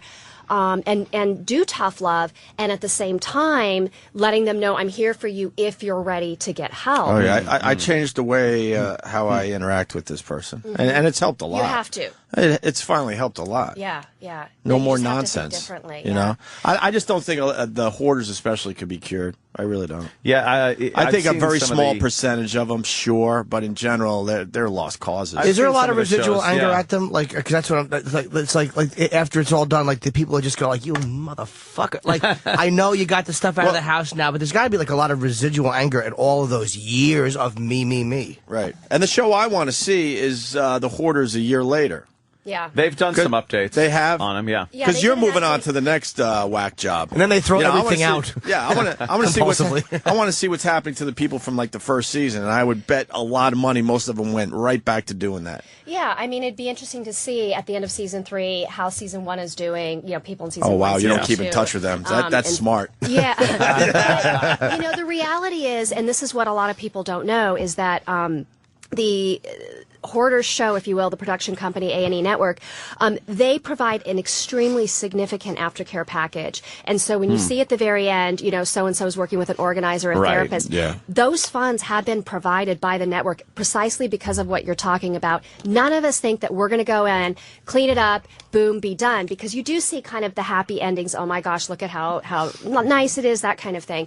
But the reality is if they don't continue with very, very consistent follow-up, you're right. They're going to go back to those old behaviors because, you know, what brought them there? It was the dumpster diving. It was the yard sales. It was the garage sales. It was the buy one, get one free. It was a good deal. The kind shopping of thing. networks. So Yeah. you've got Right. to keep on them with that, because the other thing is the loved ones don't have those strategies to help them to refrain from those Right. behaviors. There's no fairy tale endings. There really isn't. isn't. There isn't. But, you know, at the end of the day, it's all about motivation. You know, you guys talk about the self-centeredness. You know, are you motivated to do this? You now have an opportunity. These people have the most amazing opportunity that those other people that we don't see don't have otherwise. And I think that that's probably even more what makes you guys so crazy is because we're in there going, okay, this piece of paper, like you don't remember what it's from, but you want to hold on to it.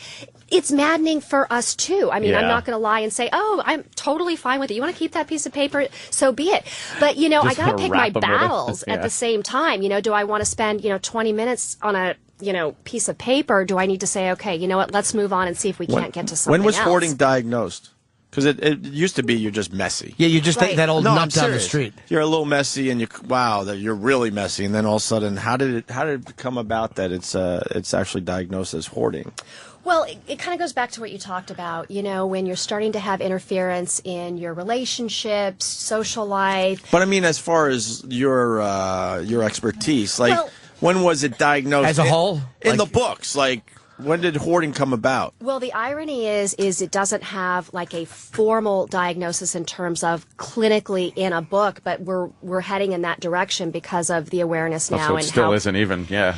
Yeah, Right. but Oh, wow. basically what we're looking at this point is when you're starting to trip over things. You can't use areas for the purpose in which they're intended, and again, relationships and other aspects of your life. You're late for work because you can't find your other shoe, or your kids are late for school because they can't find their homework and so forth. So it's really when you're starting to have that interference. Because, if you're a clutterer, if you're a disorganized person, that's maybe more of a personality trait. And if you're totally fine with it, we're not here to judge you and that sort of thing. We're bringing in Tom Green as well to hang with us because we don't want to have him waiting. Yeah, he's a hoarder. Tom Green's a hoarder. I'm a hoarder. Yes, Are you a hoarder? So we're trying to get your help today. How you guys doing? Good. Pretty good. Good. You know the show Hoarders? You watch Hoarders? Yeah, I've seen it briefly. Yeah, I've seen the people, the stuff's piled up in their house. It's crazy. Yeah. It's crazy. Yeah, it's fantastic. My favorite one was angering. My favorite one was where they couldn't go upstairs because the feces were in the bags of feces. Bags of feces. Why would you keep that? Why would you not?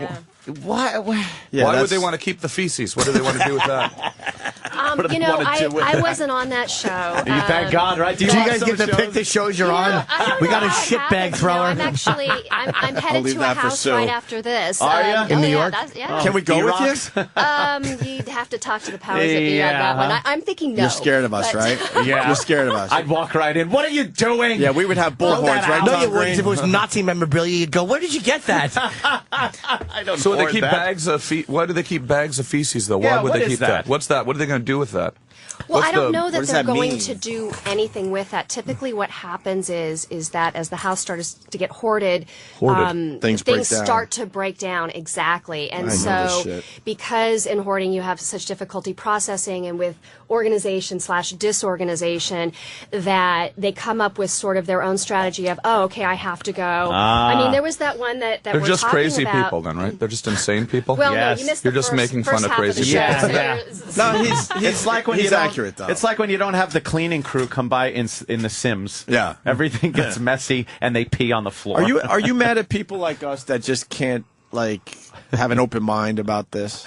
Absolutely not, because my goal is to continue to promote awareness, and as much as you guys will probably say no, I'm going to bet that I've opened your mind up just a little bit by the time that I've left, and hopefully the viewers too. Actually, the whole thing with the coddling thing, I now have a better understanding because they have the only other thing they've had is their family yelling at them constantly. Everybody's done that. So I'm not saying it's good. I think a good punch in the face, but I'm saying it's a different approach. To get results, it's almost like I'm looking at it from a vengeful point of view. Like, why don't you go in there and deal with the anger I'm feeling watching them? Yeah, because I'm putting myself in the situation. As I'm watching that, I'm like, how does the husband sit here and do this and not just get a domestic abuse charge put on him? Because I would have to just smack someone in the head. Well, going in and having people scream at one another and just vent their anger, I mean, I'm not saying that that's not helpful, but I think that there's a place and time for it. Yeah. And just screaming and yelling totally detracts from what we're trying to do in that moment. We're talking about the Hoarder show, right? In the big picture, they're coming in for therapy. I'm going to their house. We've got a little bit more time, kind of thing. Just throw a bag of shit at them. I mean, rub their face in. I don't know. There's plenty of it around. Stop keeping it around if you just every time you. You should train them like you do a puppy. That's the theory of throw a bag of people shit in their face every time you come over. Doing that, That'll and slow it's down. only going to make things worse. Maybe I'll stop. I mean, that's the reality. Keeping these around. Keeping these handy. She hates the How jokes. bad do they smell? Not the afraid of houses. the jokes, so keep them. Oh wow, they would. Really The houses stink. smell, right? Have you ever puked? No. The irony is what a lot of people don't know, and so now it's in super public media here. I don't have any smelling senses. I had an accident. Wow. Perfect. Well, perfect for the gig What a that is. great gig then. And that wasn't why they hired me. You can but, wade through shit. You can but along those lines, so that when you lost talk about the engagement smell, and ring. I'm saying it's bad, and you're saying, well, why is it bad if you can't smell? It's the fumes. Is it a texture as well when you walk into a room? Probably a weight to it. You can taste it in your throat. Can you taste food? Oh yeah. Everybody asked me that. Yeah. No, I can taste just fine. But it's the fumes, and then what happens is when you start to stir it up.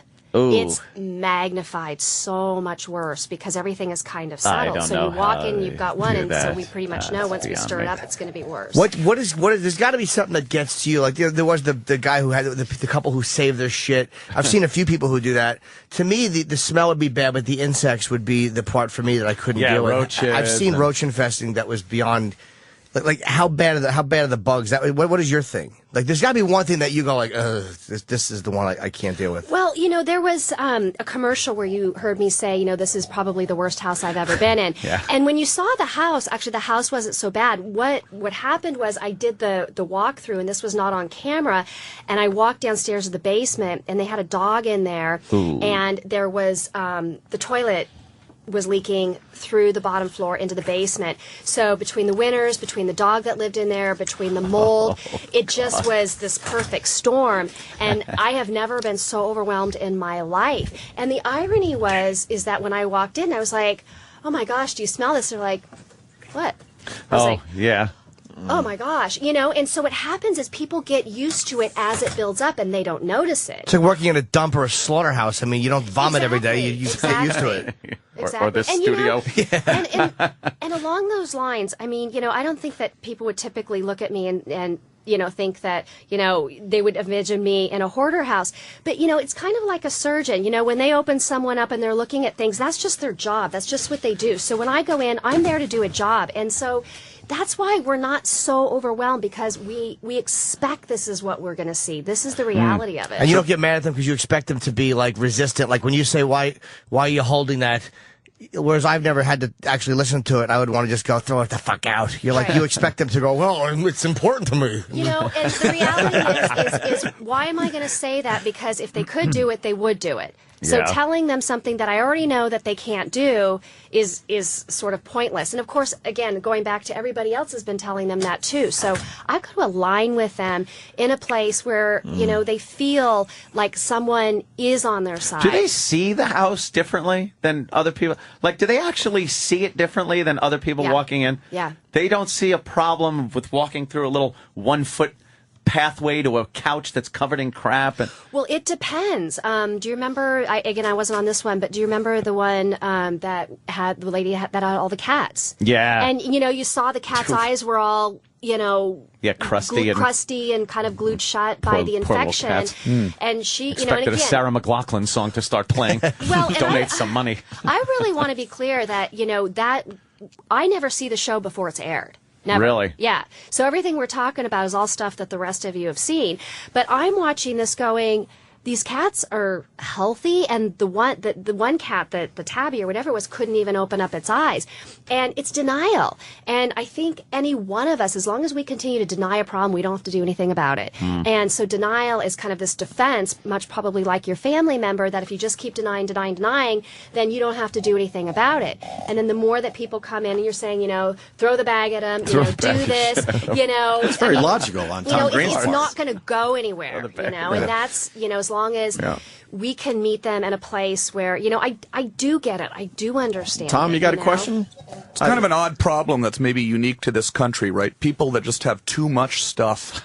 Yes, it's like, true. You look at, the problems in the world. There's people that are starving. They don't have anything. They don't have shoes. And here the biggest problem is there's people on the shows. There's people that just got too much stuff. So much stuff that they can't even get rid of their the bag of shit. Are you saying they don't have hoarders in Somalia? They probably don't. Is that what you're they don't getting have at? anything to hoard, probably. They do have a show, Somalian hoarding. Oh, they do? But it's just like one horn is in the house. And I'm like, look at this mess. Two grapes. What are you doing? There's a stick in the house. Or they hoard hands that they've chopped off in political disputes. Severed fingers. A drawer full of clips. So you guys just can't resist, can you? No, we can't. We got to make it fun. You're trying to contain it as much as possible. You're bumming everyone out. We got to make it kind of fun. Where is this crap hole you have to go to locally now? Yeah, we want to go with you. Like what state? Is it Jersey, New York? I can't say Wow. it. You're scared of us. Wow. Tom Green, you want to go to a hoarder's house today? Yeah, what shithole are you hanging out at today? No, we.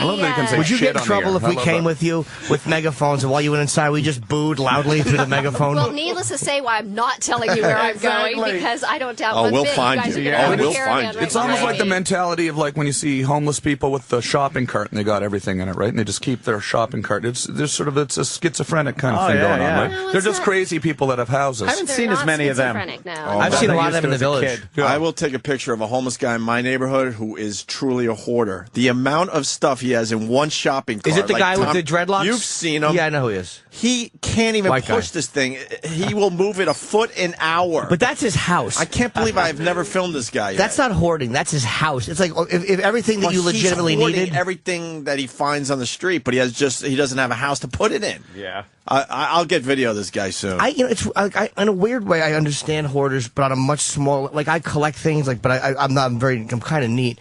But I do understand how that could have gotten out of hand. Yeah. Like I would collect baseball cards, and I would just go like, I have to have it, and there would be no logic behind. And if somebody was to throw them away, you'd lose your mind. I would just nervously tick. Hold on, Jimmy. Let's go with that because this is we'll get back to the real shit. Like, you're not a hoarder. Wait, how can I explain this? It's not just being messy. You know what I mean? And smelly and dirty. Can't you be a hoarder and be very neat like Jimmy's talking about? Where all of a sudden your house is filled with really... Like you neatly stack up your bags of shit. Well, you know what I'm saying? I want to see how many times I can say bags of shit. I think it's degrees. You know, you guys remember Beer Can Hoarder? Oh, yeah. No, I don't know Beer Can Beer Hoarder. Can Hoarder, he I had a over beer can 60,000. collection. I think there was more than that beer cans. And, you know, Yeah. he was the collector. And, you know, those were not beer cans. I mean, one is, you know, on the show he says, you know, I definitely didn't drink these. I'm not even a drinker. That he bought them on eBay or wherever he got them.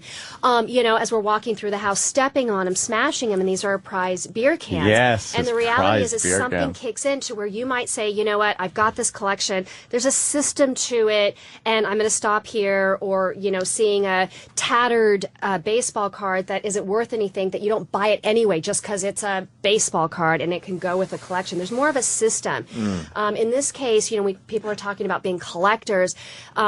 When it's really hoarding, there's just kind of this sort of explosion of purchasing whatever fits, you know, whether it be Barbie dolls or crafts or whatever, and there's not as much of a system, and so what happens is it just infiltrates the whole area. Is it common? How many of them are there?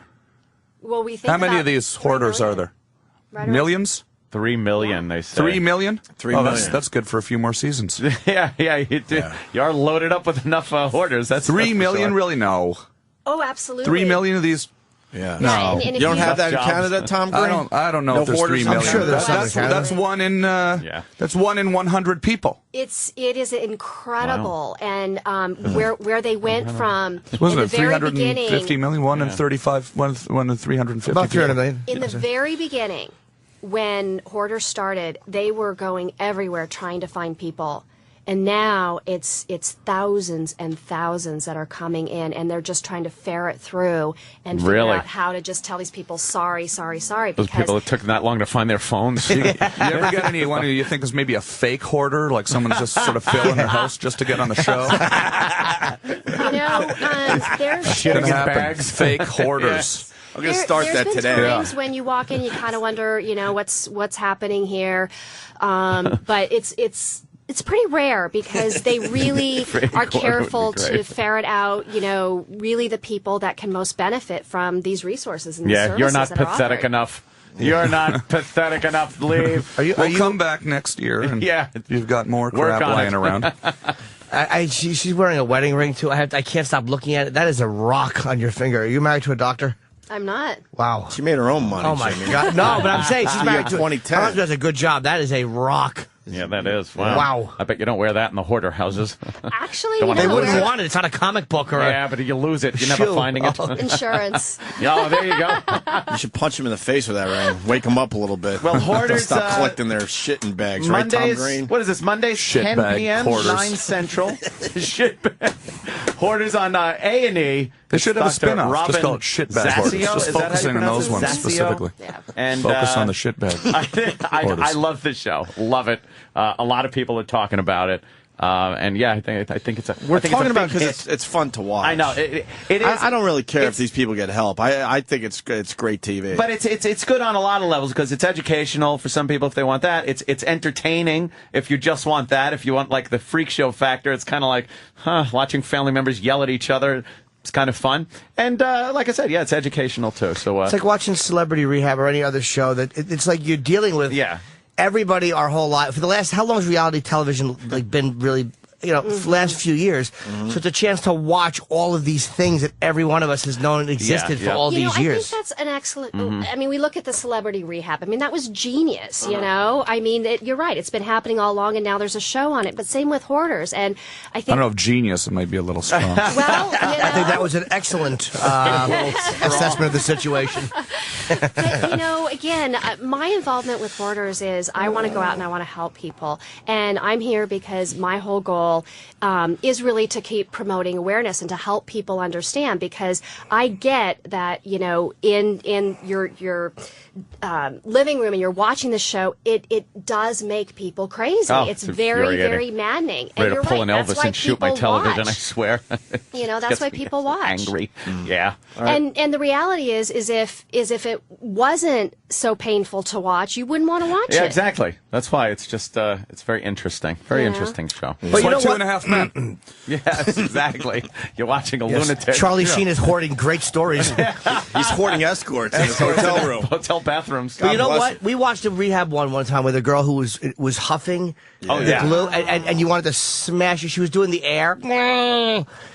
I'm walking on sunshine, and we wanted to strangle her, but they did an update on her. Yes, like a year I saw her. She's normal. Yep. And you don't hate her anymore. It's like she was as hateable as you could be, and then a year later She was you're like, embarrassed by who she was. she's like, yeah, it was awful. She's like a regular girl now. You're like, oh, I okay. think that goes back to the power of addiction. And a lot of people say, well, is hoarding a form of addiction? Well, I think it's similar in the sense that they can't see their way out. And here she is. You're like the Dr. Drew of shitbag collectors.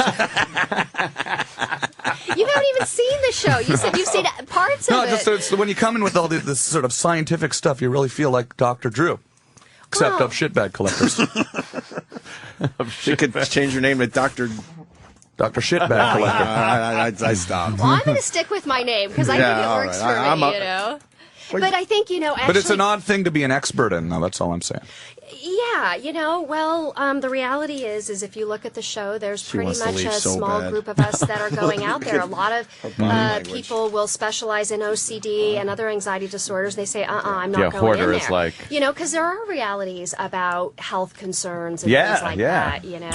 There's some pretty dangerous situations. Wind up getting some mesothelioma. Dude, there's nothing that's going to happen in this room that's going to freak her out, by the way. Oh, she deals with people who throw their own feces. There's nothing that we're going to say that's going to make her go, uh-oh.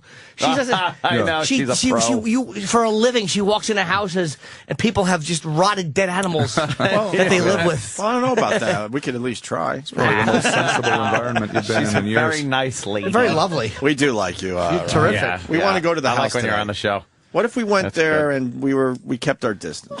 I think it would be impossible for you guys to do that. I'm just not I saying wanna that see you guys one of would these- have that kind It's of true. impulse Have you ever control. have the neighbors ever come over and been like, oh my God, thank God you're here. This woman's crazy. Oh, yeah. Well, Yeah? they don't say the crazy part. I I'm very bet they do. sensitive to No, that whole really? thing. They're crazy. Do you ever get any weird airborne illnesses or rashes that you sort of find? Like, you ever get a weird sort of... It's a great question. You ever get sick? Not rashes, No. but we've there's actually a show that has not been aired that's You've gotten coming sick. up. I can tell you've and gotten there's- sick. No, I've never. No, I can actually, tell by the way you really reacted to the healthy. question. No, You just don't want but to say because it's probably we'll really get, like, gnarly. spider bites and, What was it? mosquitoes. Was there something just really gross that you got? Like pus coming out of some sort of type of worm. Some sort of worm. A worm. Yeah, some worm. You ever never want a tapeworm? worm. Have you ever had a tapeworm? Not that I'm aware of. Tapeworm.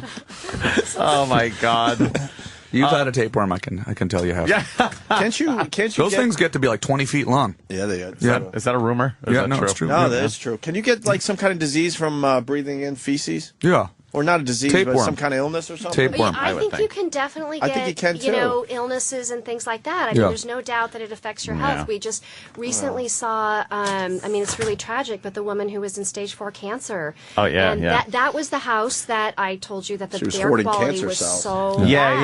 yeah. She was going through garbage on the floor and a bunch of dust and it And was a that health was hazard. a really, really tragic Shouldn't do that. situation. Tapeworm. And, she Yes. was the one Tapeworm. that, bless Tapeworm her cancer. heart, sort of said, this is really hard for me, but I don't want to leave this to my family. Mm. And so she came in, and while it was hard for her, she got her environment in a place where the family could come in. And I think that for any one of us, when we're really struggling with something, that we have to dig deep inside and find a way to motivate ourselves and to push past, like, what your brain is saying is right versus, what you need to do. I love when they say they're a good cook, and you walk in and go, who the hell would eat in this crap hole? It's just, there's rotted food laying Chef all over. Bumardee. So again, defending Chef my Boy, what a clients mess. in that sense, the reality is that you look at hoarders and you want to say She's warming up. She they're almost crazy. actually smiled there. She'll smile, but she's warming up. We just can't attack the people that she's helping. She's not going to go with that. She's a doctor.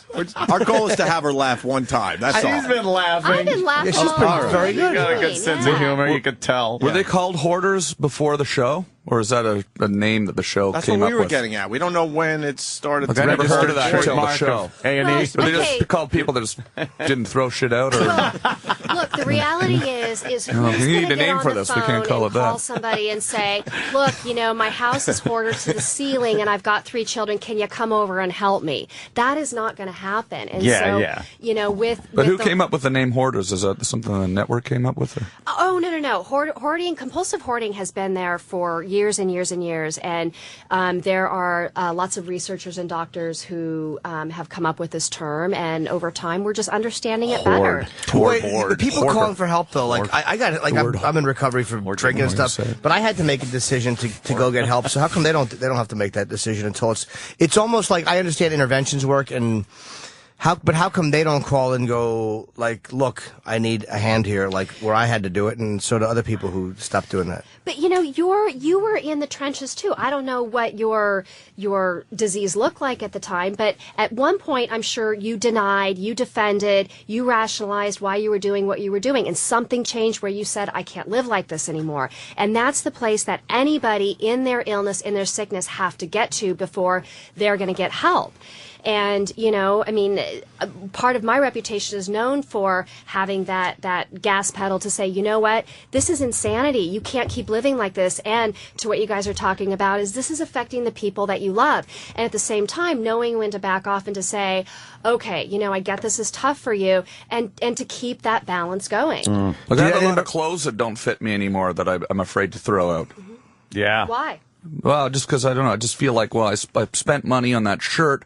It shrunk, but I have a closet full of this crap. See, that's exactly what the hoarders do. What we're talking That's about. an early stage of hoarding. Not so funny anymore, is it, Tom? I kind of feel like I have a small hoarding problem. Before you know it, Tom Green's going to have shit bags of shit in his house. Yeah. But we all save I didn't want to bring it up. That's why he's here, right? Yeah. We all save on a continuum, I keep them in the garage, actually. But, at least it's not in the house. I've seen that too, but they were in buckets. Did you see that one? The person who had the shit in the buckets. Oh yeah, but it was in a shed. I was like, that's the worst thing I've ever seen until they showed the people who were just tossing the bags up the stairs. Yeah, I didn't know whether to love or hate them. I kind of love their complete like devil may care attitude about it. Well, and one thing that we do have to keep in mind too is that there's again a lot of information that doesn't come out, and I call the person, I interview them, the network's interviewing them, on and on and on, and then we get there and we find out, oh my gosh, we've got other things psychologically going on. Some other issues. You guys saw the Dennis and Nadine one, can you get my pickle? Remember that one? Oh, yeah. There was clearly some other things going my on pickle. there that, that we couldn't discuss because, again, there's so much that's done that only gets on air that, it's not up to us what gets on there. Yeah. You're just there to do your job. I'm just there to do my job and do whatever I can with the time that I have to help them, because again, on the back end, hopefully they will follow through with treatment. And it's very frustrating. I definitely have to admit that, we see the ones that go out and then, you see the person's really angry. They're yelling at the doctor. They're yelling at the organizer. They don't want anything to go. And they've got this amazing opportunity, all these amazing resources coming out. And there's not much change when they leave, and they don't take the aftercare services that they're providing too. Yeah, and they're just shopping again. And it's so frustrating because in my mind, I think there's one more hoarder out there that could have really benefited from this help that now is probably, because it's an insane amount of money to pay a doctor to drive to somebody's house, to spend the time for an organizer. All those trucks and everything. Absolutely. Why did you do this? It's interesting to me, anyone who gets involved in, like, why, as a person, you become are you a psychologist, psychiatrist? I don't know. Psychologist, yeah. What would motivate you to do that? Like, because you have to... Money. Nah. Right? There's got to be something that makes you want to help people. I don't get it. Yeah, why would you want to help people? Nah, but I mean, on that level, though. No, I know. My therapist sometimes, how do you listen to this shit? That's what I mean. I'm not talking about generally helping people, but on that level, I don't get why you would put yourself through that day after day. Was there something, not to be too psychoanalytical, but was there some person that you couldn't get to that motivates you to, like, I don't understand it. You know, that's the irony is I was the black sheep in my class. I basically told everybody I had no interest in sitting around hearing people's problems. I'm going to do forensic psychology. I'm going in the courthouses. I'm going to get the information. Quincy, you were, psychology, not yes. What's Quincy. that? I thought it was like Quincy, like forensics. I got very excited. Well, forensic psychology, basically people that have committed crimes, that are mentally ill, that kind of thing. So I was going to go into the court system, get the facts, write the report, sit in my happy little home office, send it off, and make my money. More dough on TV, though. And well, actually, I mean that's this is 12 years later that this Hoarders has come up. But then what happened was I did an internship and I started to work with people that had OCD. And OCD is not about talking it out and going into your childhood. It doesn't mean that those things aren't important. But the bottom line is not all. The majority of it is behavioral. It's getting them to start doing things differently. So we talk about a hand washer. They have to do what we call the exposure therapy and test out their fear that if they touch something, do something, that they're not going to die or get sick. And compulsive hoarding is very much the same. The idea is if I throw this out, I'm going to regret it. I'm going to have intense anxiety. What if I want it back? That kind of thing. And most of them find that when they actually do it, it wasn't what they expected. Wasn't as bad. It's so behavioral, it's so active. It's just amazing that there's this much to say about it, actually. That's just starting to realize. You just go on and on about it, huh? They're having me back tomorrow. Yeah, it's unbelievable. I've got 3 shows booked. It's like it's people that can't throw out their socks. I noticed that she hoards the word irony. I like. They should have a celebrity hoarder spin-off, Celebrity Queen Latifah has too many bags of shit lying around the house. Well, there's been a few candidates. Really? Oh, really? I've got a bunch of old You know shirts. who's a big fan of her show? Ozzy and his wife. That pleases me. Do you know that? Ozzy's a big fan. Loves. Sharon said he can't stop watching Hoarders. Really? Makes me very happy. That's interesting. Well, I'm sure. Ozzy, Curious what it's like to sit in his living room. I'm telling English money. Sharon, I'm sure they have. We've seen enough footage. Just money. They're rich people. Yeah, they don't hoard. They hoard cash. Yeah. Well, I mean, it's kind of the difference between someone who's got a lot of money and has a space for everything. So, like, I don't know. I had heard that Mariah Carey has like 10,000 pairs of shoes or some insane amount. And she's got a closet for them. When she walks in, she probably has some kind of system where she knows where to access those shoes. So that's not really hoarding. But that's not hoarding because rich. it's you got the money, you got the space for it, and there's a system and that kind of thing. Versus the hoarder house where you walk in, there's 10,000 pairs of shoes and you can't find any matches. Yeah, but the difference is those shoes are among shit. Yes, they're that's covered the that's the bags point I made of earlier. Like Mariah Carey has a shitload of shoes, but it's all organized nicely in these big, huge closets, and then in a hoarder's than a house, load of shit shoes. Right, and then there's a pile of shoes with like cat carcasses. Well, and it's rare that you're going to walk into a house and just find one category. All there are just shoes. You're going to find so many. No, it's everything. Things. It seems to be laying all over clothes. Exactly. How many did Imelda Marcos have? 10,000? That was the obsession with her for a year. Sure. People remember that 20 years later that this woman had 10,000 pairs of shoes. That's it, yeah. Well, and I don't know. I remember something about, maybe I'm wrong, like financial problems with that. And that's, I think, one of the things that really maddens people, too, when they watch the show and they hear that people, they're in foreclosure or they don't have any money and they're thinking, how can they buy all this stuff, but they don't have money to pay their bills. And again, that's part of the illness is the difficulty that they have resisting a good deal versus... at the end of the day, paying bills. I got a good question. I'm a big fan of Twitter. I actually hoard tweets, but there's a guy, Conway Tweety. Conway Tweety? No, but he's got something. Of course he's on Twitter. But he's got something. He really does. I got a friend who stabbed himself in the arm with a pencil because he couldn't find a photo. What do you think his illness is? I have no idea. Yeah, it's irrational, you right? got me on that one. You know, I typically have an answer All right. for everything, but this you is know. really something that actually I was setting Jimmy up. Jimmy talked about just that yesterday. On the show. Jimmy was going a little nuts. He likes getting celebrity photos. That is his thing. He hoards them. Even though at this point he's more famous than most of the people he's taking pictures with. No, I'm not. But I get a that lot it's- of the people. You certainly are, Jimmy. You're downplaying it. But he couldn't find a certain photo yesterday, and he got so mad he actually sort of stabbed your arm, right? No, He scraped it with an unsharpened It was an pencil. unsharpened pencil. Let's you see know, the wound. It's nothing. No, let's see. It's nothing. He took an unsharpened pencil and went, rah! Because he was searching for this photo that he wanted and couldn't find You get it. mad at yourself. You know how it is. You just get. It was an act of anger. No, you're a cutter. Well, I was years ago. With a pencil. I'm a good boy now. Were you? Really? 8 years ago? Yeah. Well, I was a kid. Yeah, sure. Yeah. Wow.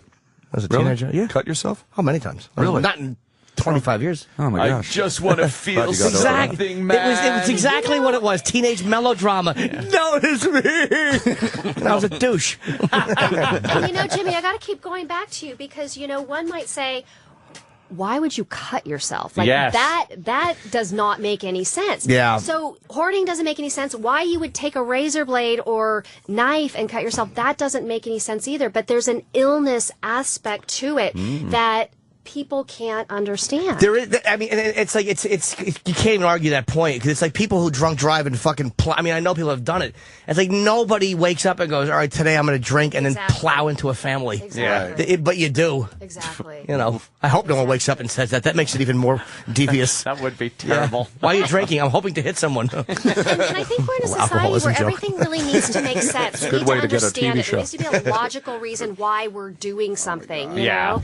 And I think when we can get to a place where sometimes we can understand that it's not so logical. It's not logical for someone to cut on themselves. It's not logical for someone, you know, to get in a car and, you know, be drunk Stab as a themselves with skunk, a pencil. you know? But, or stab yourself with a pencil, for gosh sakes. Unsharpened because it sounds irrational the other way. Yes, yes. As long as it's not sharpened. I it's bit my fine. calf. Do you understand how mad I was? How did you do that? I realized I was so mad at myself that I actually just picked my leg up and bit my calf. Let me see how you Yeah, can do I'm that. looking for a visual I'm on that trying one to- too, yeah, you know? absolutely. Can you reach? Well, believe me, I've tried to reach a little. I've learned that move for other reasons. It never quite worked out. I got close once.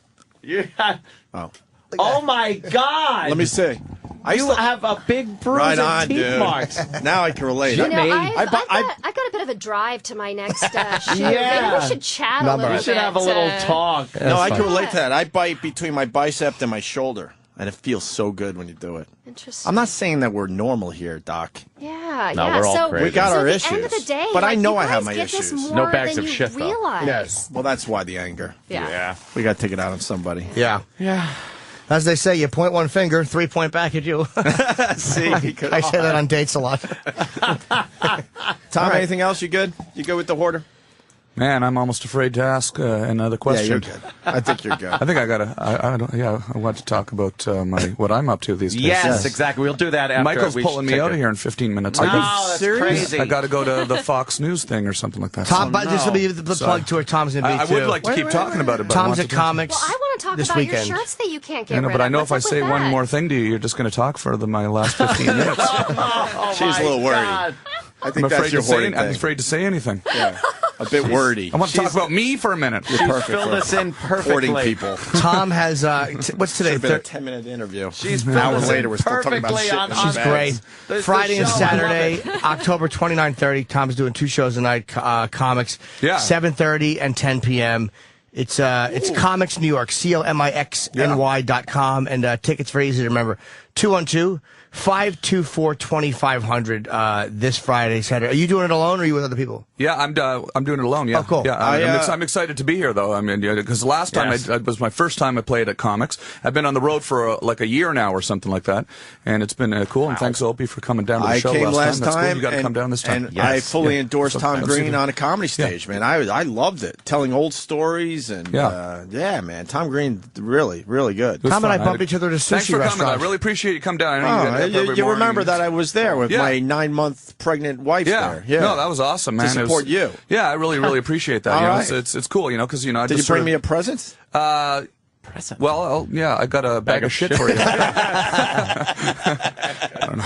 I don't know. But, you want to hang around? Because we're going to talk to Tom Green now. I didn't know he has to freaking leave like this. Yeah. I thought you were going to spend the whole morning with him. Oh, yeah, no. What time do you have until? When do I have till? 8:15. Yeah, We can just keep going. Yeah, we should should have to break. Might as well. Yeah. We'll break after. Break it all. Break after. That's cool. And I ran into Jim in the sushi place. Yeah, the best sushi in the country. Yeah, Nozawa. He goes there too. Yeah, that's what we saw. I told you we saw each other.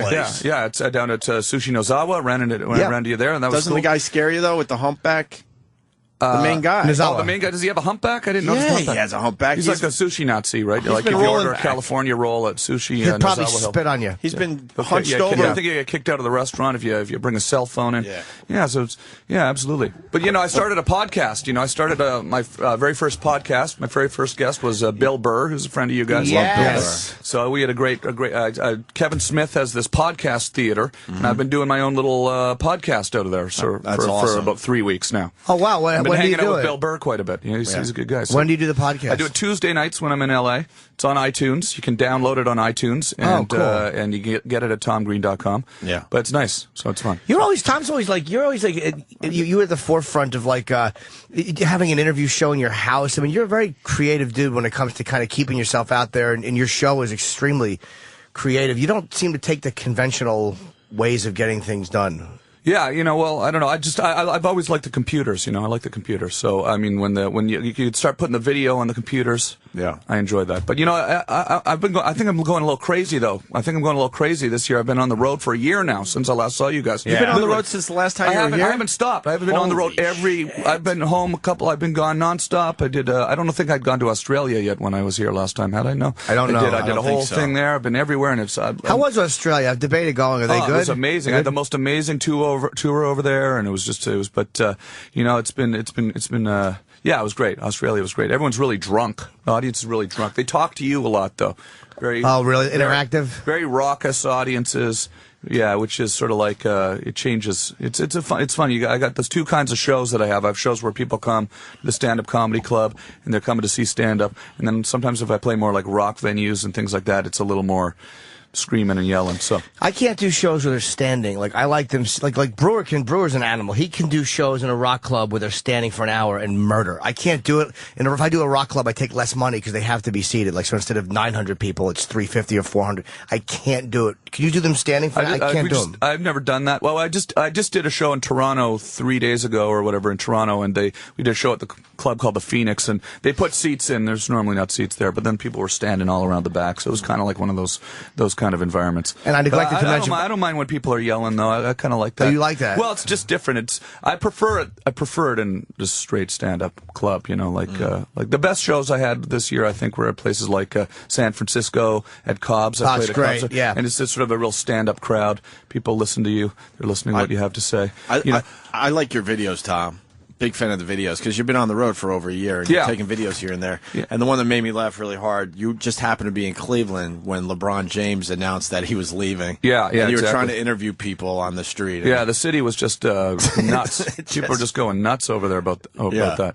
But I make videos. I'm a video hoarder. I shoot videos everywhere I go. If you go to my website, go to tomgreen.com. There's like video every day. I shoot a video every day. Do you really? Pretty much. Good. They're all right, man. Yeah. I feel like I don't want to say anything. I feel like Robin's just assessing everything that we're saying and what type of sicknesses, what type of sicknesses we have. We're very easy. Most of us are very simple. We're not that complicated. We're all fucking. She could probably spend 5 minutes with each one of us. With and me, know our issues. You got your. So let's just be clear. So you bite your leg. It all stab your arm. It all comes from having oversized genitals. It's a big problem, a real big problem. But no, it's like we're fucking when dealing with that level of lunacy or mental illness to be. Yeah, this is very mild stuff compared. See, to I think the more I'm doing stand up this year, I've been doing it all year. So, but I hadn't really done this full time like this. I think, like when I say I'm going crazy, I think I'm really starting to, because you get up on stage every night and you're venting about stuff that you're angry about, right? And then you get angrier and angrier and angry about the world. And then you start to think, well, I can't be angry on stage because people don't want to see someone who's angry, right? But you sort of, like for instance, this Charlie Sheen thing, for instance, right? You're sitting there, you're looking at this, the guy's on the front page of the paper because he trashes a hotel room, right? And is caught with a bunch of hookers and blow, right? And then you look over at this TV and then Denise Richards was on the TV this morning, right? And then above love Denise Richards. Was the Elliot Spitzer was on the TV this morning. What a right? hero, You know? yes. And then on your show, it's just a bunch of retards that like just keep a bunch of bags of shit, right? So it's like, what do you have to do to get on television now in this country? You know, you got to either collect a bag of shit or get caught with a prostitute, or you know, that's what's. She did not like your assessment, by the way, of her. Well, he might have. But that's what's sort of starting to make me. It's starting to make me angry. It just seems like this sort of bad behavior thing. That's we're rewarding bad behavior in our society. Well, voyeurism is also part of it, I think, because it's not interesting to watch people who are healthy. Like, it's not interesting to watch a guy who gets up and goes to work and has a loving relationship with his wife. I mean, that's better, but who wants to see that shit? I want to watch a guy who gets caught getting blown by, that's what made Hugh Grant a star. It was like the fact that he got caught being blown. Please, how many times I've done that? I just never got caught. I think the other aspect, though, is that Charlie Sheen his career is blowing up in a positive way because but are people watching that show because they like the show, or are they watching the show because he's on the front page of the New York Post trashed? You know, I don't know. I don't find the show that funny. I mean, do people like that show? I don't like the show. I mean, it's sort of like some sort of. I guess I don't like that kind of middle of the road stuff. Yeah, right? that horseshit sitcom crap. Do people? Yeah, that horseshit sitcom crap. I'm I hate that shit, man. I hate that shit. But people watch it because it's like, oh, there's something to, there's like, it's like bugs flying into a lamp. You know, it's like. You know, he's on the cover of the New York Post today because he trashed a hotel room. They sent a private jet for the guy to bring him home to protect the golden boy, right? But it's insanity. I think the whole, we're all going crazy, right? So that's me. I'm losing my mind. That's what I wanted to say. I need help. It's frustrating, right? Yeah, it's frustrating because you want to be on TV doing some real shit. Listen, I started my show on a public access station, and I was wanted to do sort of a David Letterman type of thing, and I'm like, well, no one's ever going to pay any attention to this. So I went and sucked milk out of a cow's udder, you know. And then they're like, oh, what the hell? There's a guy sucking milk out of a cow's udder on TV. Everybody look at that. Then they looked at that, and then they sort of see some of the cool things, the funny things you're doing in the background. But at the end of the day, you sort of realize you got to do something really fucking wrong in order to get on television in this country. You know, everybody on TV is either Lindsay Lohan, those people getting DUIs, people getting thrown in prison. You know, very true. I think true. But it's a statement. Voyeuristic society. It's a statement on us, not the celebrities, because they're just doing what they've always been doing. But it's the neediness of the public or the sick fascination with it. Because why can we not look like? Why can we not get enough of Tiger Woods? Why can we? We love watching people's personal lives fall apart. It's also because we have like 500 channels now, all these different media outlets. There's so much competition that people have to go to the sensational stuff. Right? Well, the media is also. It's very so cliche to blame the media, but they have become disgusting. Where it's not about getting the story right; it's about getting it first. And, they're ratings driven. I think years ago it wasn't about, maybe it always was on some level, but the news departments weren't supposed to make money. But now that that's the whole franchise, they're making money. They have to keep They have to keep viewers, keep ratings, because that's how the advertising dollars roll in. So they bullshit the news to you every day. And but they still have the whole thing of, well, we're the news, so we get away with more. Right. When it comes to the FCC, they have more lenience with content, even though they're driven just like sitcoms are, which is kind Doc, of we're crappy. really smart. Yeah, and I just We're canceled my extremely smart on Facebook the page. show. You on Facebook? Why? I just canceled my Facebook because that's driving me crazy. I can't stand that thing. Why were you obsessed? I canceled my Facebook. Canceled it. It's driving me crazy. Too many people. So I'm off that. I think everybody should cancel their Facebook. That's my new. I minimize rant mine to people I know. Yeah, just my friends. What got to you, Tom? Something got to you. I just think that the haters. I still get lots of haters on my website, so that's no problem. As long as you're getting the haters, yes. No, I think it's actually just because I have a general problem with social media now. It's not even about my personal one because I didn't really go on it that much, but I've been talking about how I'm sort of anti-social media now, and I've been talking about this a lot on stage, and I started realizing after my shows, people would come up to me and saying, well, you got a Facebook page. I mean, how can you be ranting about that? So I was feeling like a hypocrite, so I get rid of it. Get rid of it, yeah. I think the social media is going to turn into something way better than it is right now. Are you tweeting? I'm still tweeting, yeah. Oh, See, I love Twitter, though. It's great. You're a hypocrite. It's a way to tell jokes to 50,000 people at one moment. It's Facebook specifically. You really? Yeah, I think people got to cancel it. You don't like when people invite you to a pillow fight? I don't think married people should be on Facebook. I think if you're married, you got to cancel your Facebook because it's all just about having sex or something. Yeah, I just don't think I just think it was a better system back in the 70s. You have one telephone in your house. That's the way you communicate with the outside world. One phone. That's it. Facebook, you get information coming from all sides. You get these secret messages coming in the background from ex-girlfriends and Yeah, you That's can not cool. find people that you never would have seen in your life ever again. People that you never want to see ever again. Either. Yeah. There was no way you would ever see anybody, and of course, cell phone. You're accessible all the time, no matter where you are. Yeah. Now, But you don't have to answer the phone like you used to either. Years ago, your fucking house phone would ring. Hello? Oh, it's you again. This way, they just send you a message. You don't read it. So I kind of like it because even though they can contact you more easily, you don't have to call them back. And you don't have to deal with that. that. See, that's my problem. That's actually why I canceled my Facebook right there. You just made me jog my memory to why I canceled. Because everyone sends you the message, and then you look at it, and they know you've seen it, but you don't want to respond to it, and then you're like, suddenly an asshole for not responding to them. Or if you don't have the Facebook at all, then they can't get the message Or to you you. can just write back, cool, LOL, send.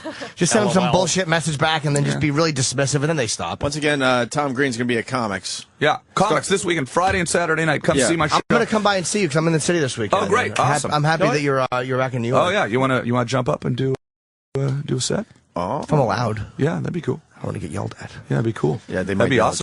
Have you come down? You know what I liked about seeing you at Comics? You talked about Drew Barrymore. I was scared to bring it up on the show last time you were here. Oh, yeah. You're very open about your... God, you stopped talking about it? I've stopped talking about that, yeah. Oh, you moved on. Stop talking about Well, it. you know, it was, I didn't... But you were very about open about it. Yeah. It was kind of cool to hear. You know, it was kind hear of you like talk about it. I think what was going on there was it's the first year of doing stand up like this, and I think in the beginning there was sort of an insecurity that I had where if I jump up on stage, you know, I was thinking, oh, this is the gorilla in the room or something. I'm going to have to, you know, no pun intended. I'm going to have to say something about this, right? In order to in order to get out of the way. But I've realized now that it's just a downer. You know, it's just a downer getting up talking about being divorced and stuff. So I've stopped talking about that altogether. Okay. And you know, I've gotten a lot more confident on stage, you know, and since then, and you know, I've just decided, you know, I'm just going to keep it positive. I'm going to talk about funny stuff and stuff that you know is He's losing his on my mind. I'm losing my mind. Yeah. Yeah, I see it. you should I be- see it. But now. I see it now. as I move You're forward, losing your mind. Yeah, I know. Well, Just I mean, film it. I've Film been it losing right my to mind the for end. years. I've been losing my mind for years. I've been losing my mind for years. There's a way to process it though where it does get frustrating and you feel like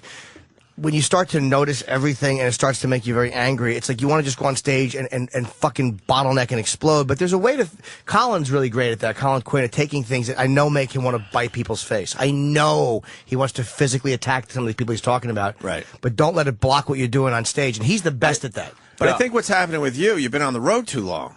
Yeah, maybe. Yeah. Well, I'm taking a break. I'm taking a break next week. I'm going to take 2 weeks off. Then I'm going up to east coast of Canada. I'm going to do Nova Scotia, 4 shows up there, and then I'm taking a month off. It gets old, right? The road. No, I've been loving it. It's been fun actually, but it's just a little tiring sitting on planes all the time. My back hurts. Right. You know, but actually I have a great time. It's been an amazing year. It's been probably the most exciting year I've had in a long time. And you're a big hockey fan, right?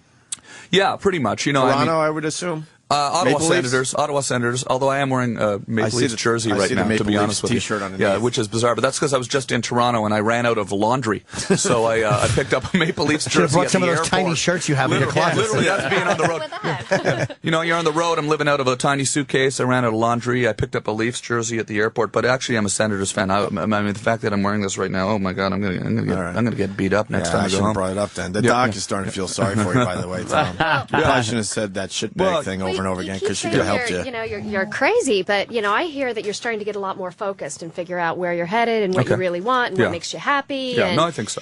You know, and I think that's a good thing. It's a nice thing. It's a great thing to be on the road. Very independent little world that I've stumbled into here. I can't go out for a long time. I mean, because basically the radio show, but even when I wasn't on, I go out for a weekend and come home. I never like to be gone for maybe 10 days. I never like to be gone for a month. I don't know how comedians do that. I think it's just because it's my, probably the first year of really doing it. I'm just having so much fun writing and really kind of, I've become very addicted to it. Yeah. That's cool. I've taken a week off here and there, and then I take a week off, and I start to kind of get really antsy, and then once I get back to the airport, I start to feel, home again. You get lonely, Jimmy? You get lonely? No, but I get bored. The road's boring. I like to go on stage in New York. I like to come back and do the Cellar every night or do stand-up New York or whatever club I want to go on at. I would rather come back and work on material than just be out, 3 or 4 days. What are you going to do, Thursday through Sunday, then you're off Monday, Tuesday? What do you do? That's the one Eat thing. a TGI Friday? It stinks. That's the one thing that's hard when you're traveling so much. It's hard to stop and actually write new ideas and things like that. Yeah, and go up on a Monday. It's good to go up on a Monday and do 15 minutes and tape. You tape every set, right? Of course you do. Yeah, we've actually, and that's the other thing. I'm traveling with my friend Tony, and we're bringing like 5 cameras with us, and we shoot everything multi-camera, and we're making sort of all sorts of web videos. That's and cool. Yeah. So You know what? I've got hundreds of hours of That's the cool thing about this day and age. We got a 4 gigabyte hard drive with us. We're shooting hundreds of hours of video, literally, because we're shooting 5 cameras of every set. Oh wow! 4 sets a week, and we're shooting like 60 hours of footage every week. So it's just. Do you feel you need so much footage? Well, he's hoarding footage. I'm telling you, he's a video hoarder. If we took I'm away a video one of hoarder. those cameras, I'm a video how hoarder for upsetting sure. would that be? Well, I do a lot of improv on stage, and I just think that sometimes, whenever we don't tape the set, I think, oh man, that was that, the funny fear moment. of not having something, That like the funny irrational moment fear where of I went off It's the person in the front row. Yeah. It's gone. Yes. It's like it didn't even exist. If I don't videotape it, it feels like it didn't even happen. Oh boy, you have some issues. Yeah, Tom has to capture every moment. Yes. Tom's got to go. Yeah. You're saying you got to go. He has to be on I don't want to go. I don't You got want to some go. TV. You should come back. You got huh? TV. We blow off the other interview, or We have, Okay, what time do we that's have not Huey cool. Lewis? It's not cool to do that. No, don't blow off Fox. Why don't you try to come back if you're in town for the next few days? Oh, yeah. Yeah, Absolutely. should do that. I don't I'd want love to put the to. pressure on, but Sure. if you want to come back, we'd love to have you. Oh, no, anytime. The hoarder Anytime. lady will be gone, I'll so be don't back. worry about that. Oh, leave Robin alone. We love Robin. Robin is To be honest with you, I leave tomorrow. I'm tomorrow. Yeah. I fly to Arizona. Wow. Do a show at Arizona State University, and then I fly back for my shows this weekend. So. Oh, okay. So be here Thursday. So I'll be here back. Am I back Thursday or back? I'm back Friday. Your so. only shows, Tom, are here. Comics New York. It's Friday and Saturday. This October 29th, 30. 7:30, 10 p.m. That's a busy time around there too because Halloween is coming up. So that I'm fucking thinking area is mobbed. I might bring a Halloween costume every night. All right. So yeah, come dress, wear costumes. Don't cover your faces though. I want to see your faces. I don't want a crowd full of people wearing like rubber masks or something. If you had my audience, you would. 212-524-2500. And it's TomGreen.com, or the website is Comics New York, which is one word, COMIXNY.com. And Tom, just hilarious dude, man. I'm looking forward to seeing you this weekend. Oh, great. I'm glad you could come down. And Awesome. before we go to break, of course, the doctor giving us great radio today. Robin, I don't know how to say your last name. Zazio, I'm sorry. No worries. Hoarders on A&E Mondays at 10 p.m., 9 Central. And we all love the Hoarders show. Hey, Jim, if you come to a late show, and then we'll drink afterwards. I don't drink. Yeah, I've kind of trying to quit too, but I'll have a beer. Oh, I can't. beer. Tom, one's too many, 1,000's not We'll enough. have a Coca-Cola. We'll have a Coca-Cola then. You can have a Coca-Cola. That I can do. Yeah. Although I'm trying to avoid aspartame now. So I'd be happy to have a bottle of water. I've really turned into a queer, haven't Come to I? a late show. We'll have a bottle of water, and I'll be happy just to read Zen and jerk you off. I really suck. Well, definitely come to a late show. Sorry you had to hear that, Doctor. She's very responsible. Definitely come to Sounds like a All plan. right, we're going to take a break and figure this out, so stay there. The Opie and Anthony Show on the virus. Sirius XM.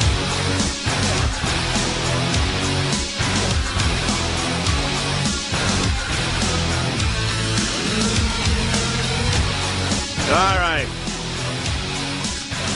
I want to thank Tom Green for stopping by again. I like him, man. I like the Tom Green. The original Jackass. Exactly. He was doing the Jackass stuff before the Jackass guy. He was doing all the stunting. He sure was, man. And what not. We got Huey Lewis coming in today. Huey Lewis in the news. It's MTV Day today on the Opie and right? Anthony Show. We had fun with him last time, though. That's why we're having him back. Huey's a good egg. What is he promoting? I guess he's got a new album. Does he have a new album, or is it a greatest hits thing, or brandy new? Is it just him, or is it the news also? Huey is long rumored to have a very large penis. There's your fun Who said fact of the that? day. Wow. Do we ask him about his big, giant hog? I don't know. I guess. I think you guys did back in we did? 2005 when he was in. Yeah, we pretty asked him that once. I don't remember. We'd ask him if it got any bigger, I guess. You might as well. Gravity. What else is going on? What else is going on? Oh, your Yankee fans there fucked it up, man. You're not going to get Cliff Lee next year. Well, I think You can't Cliff Lee, spit on his wife. I think he and understands. expect the Yankees to sign, her husband. Excuse me, it's a compliment to spit on the wife of a pitcher. Really? Because it means he's so good that he's aggravating the fans so much that you feel compelled to spit on his wife. He'll be in pinstripes. Cliff Lee will? Yeah. We said this last year, and it didn't happen. Well, after he'll be there this year. No, he won't. You don't Yankees think are so? on the decline. He wants to be with What? the winner. Yeah, What? It's over for you guys. A-Rod sucks. Is that a dick. it? A-Rod sucks. Damn it. He was. He finally did something last year in the playoffs, but he's back to being what we all remember A-Rod doing, choking in the fucking playoffs. He thought he was going to be able to ride out last year for 2 years. It doesn't work that way. And Derek Jeter getting up there a little bit. Derek is still an amazing player. I hope he resigns with the Yankees. As a sports fan, it would be nice to see one player he's resigning. do his whole career with one team. He's resigning. Very There's rare no- that happens. There's no chance he's going anywhere else. Who do you got in the World Series? First of all, who's playing? That's how much interest I have in the World Series. I could care less. The Giants with the guy that dyes his beard or goatee very black. That looks like a fake beard, doesn't it? Yeah. It looks like That's he's his wearing thing. a disguise. It's his thing, I A guess. disguise. On Fox and Friends or one of these horseshit news programs, they just had one of their guys do it. Oh, do that? Yeah, because you got to relate to the World Series any way you can. Great.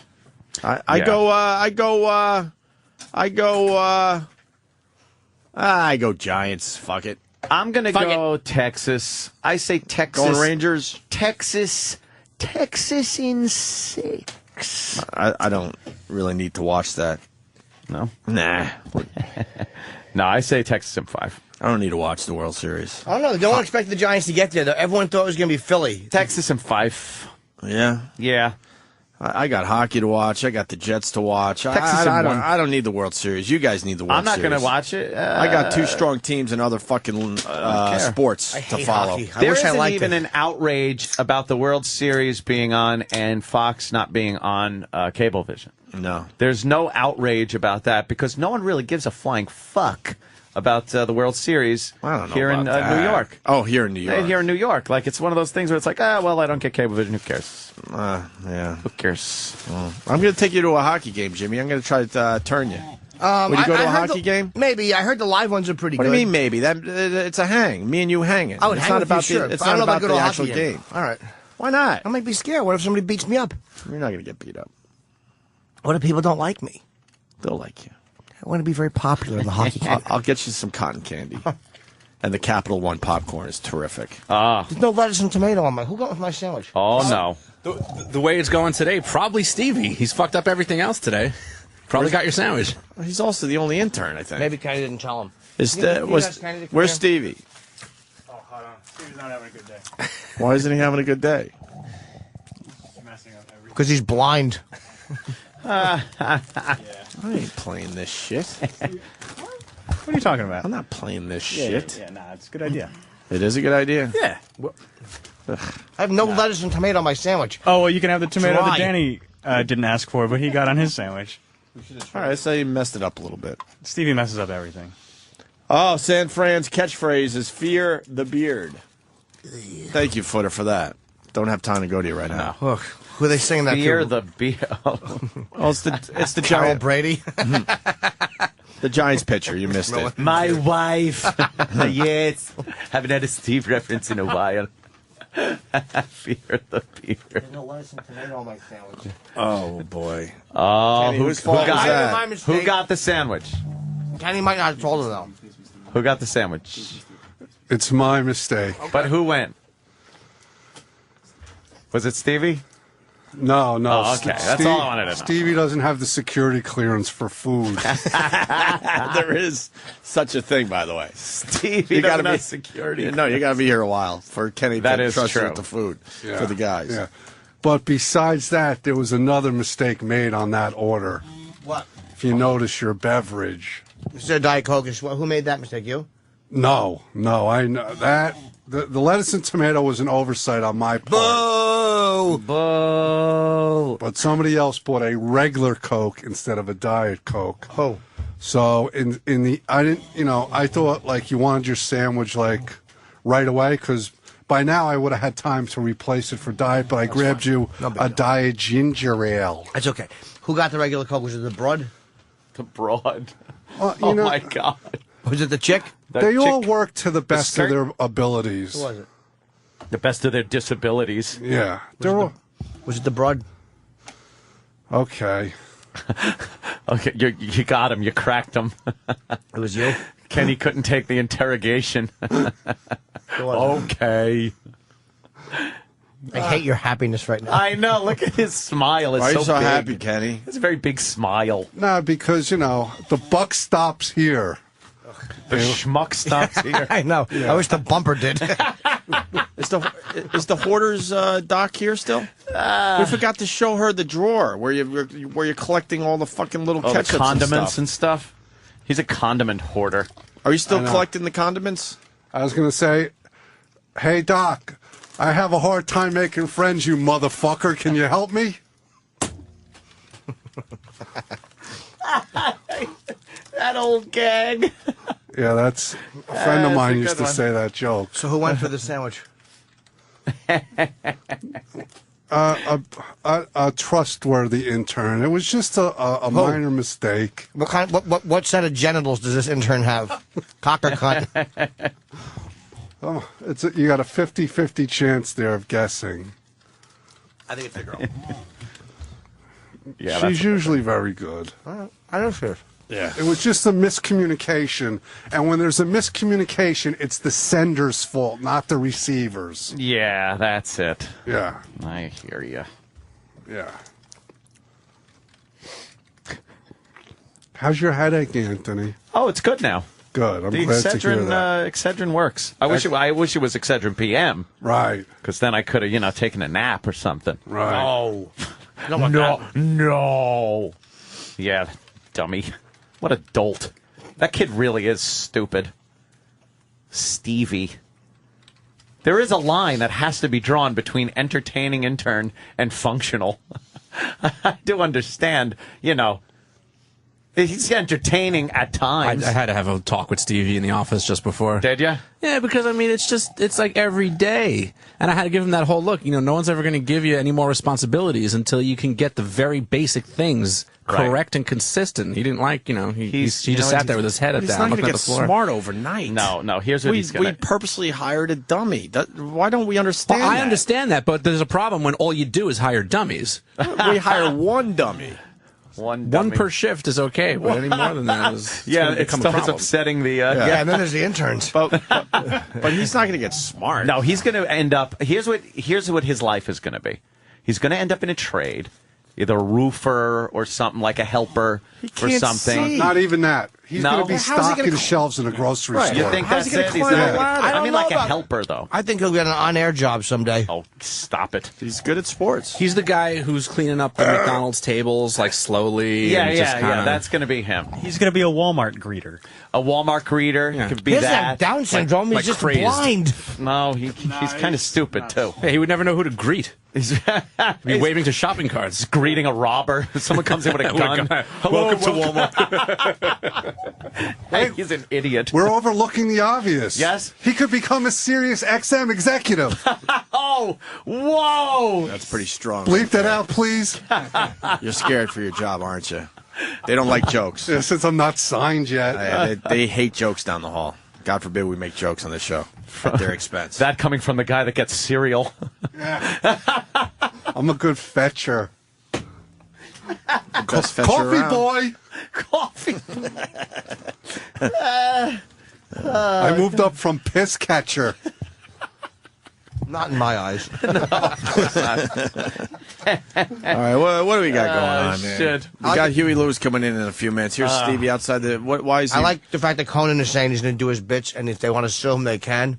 Like the masturbating bear. He's like, what are they going to do? Oh, really? Sue me? Yeah, I kind of... I'm just reading that. Wow, I it's respect about that. time someone does that. I respect that, yeah. Stevie. I'm going to prove you all wrong. Oh, I'm gonna shit. prove- That's what they say before they shoot everybody How about- in the workplace. How about I'm going to prove wrong. to you that I'm a good intern because I'm going to bring something very good to the show Friday. What, your retirement papers? But I am not. No, Or I'm whatever not that telling is, you what it tendering is. a resignation.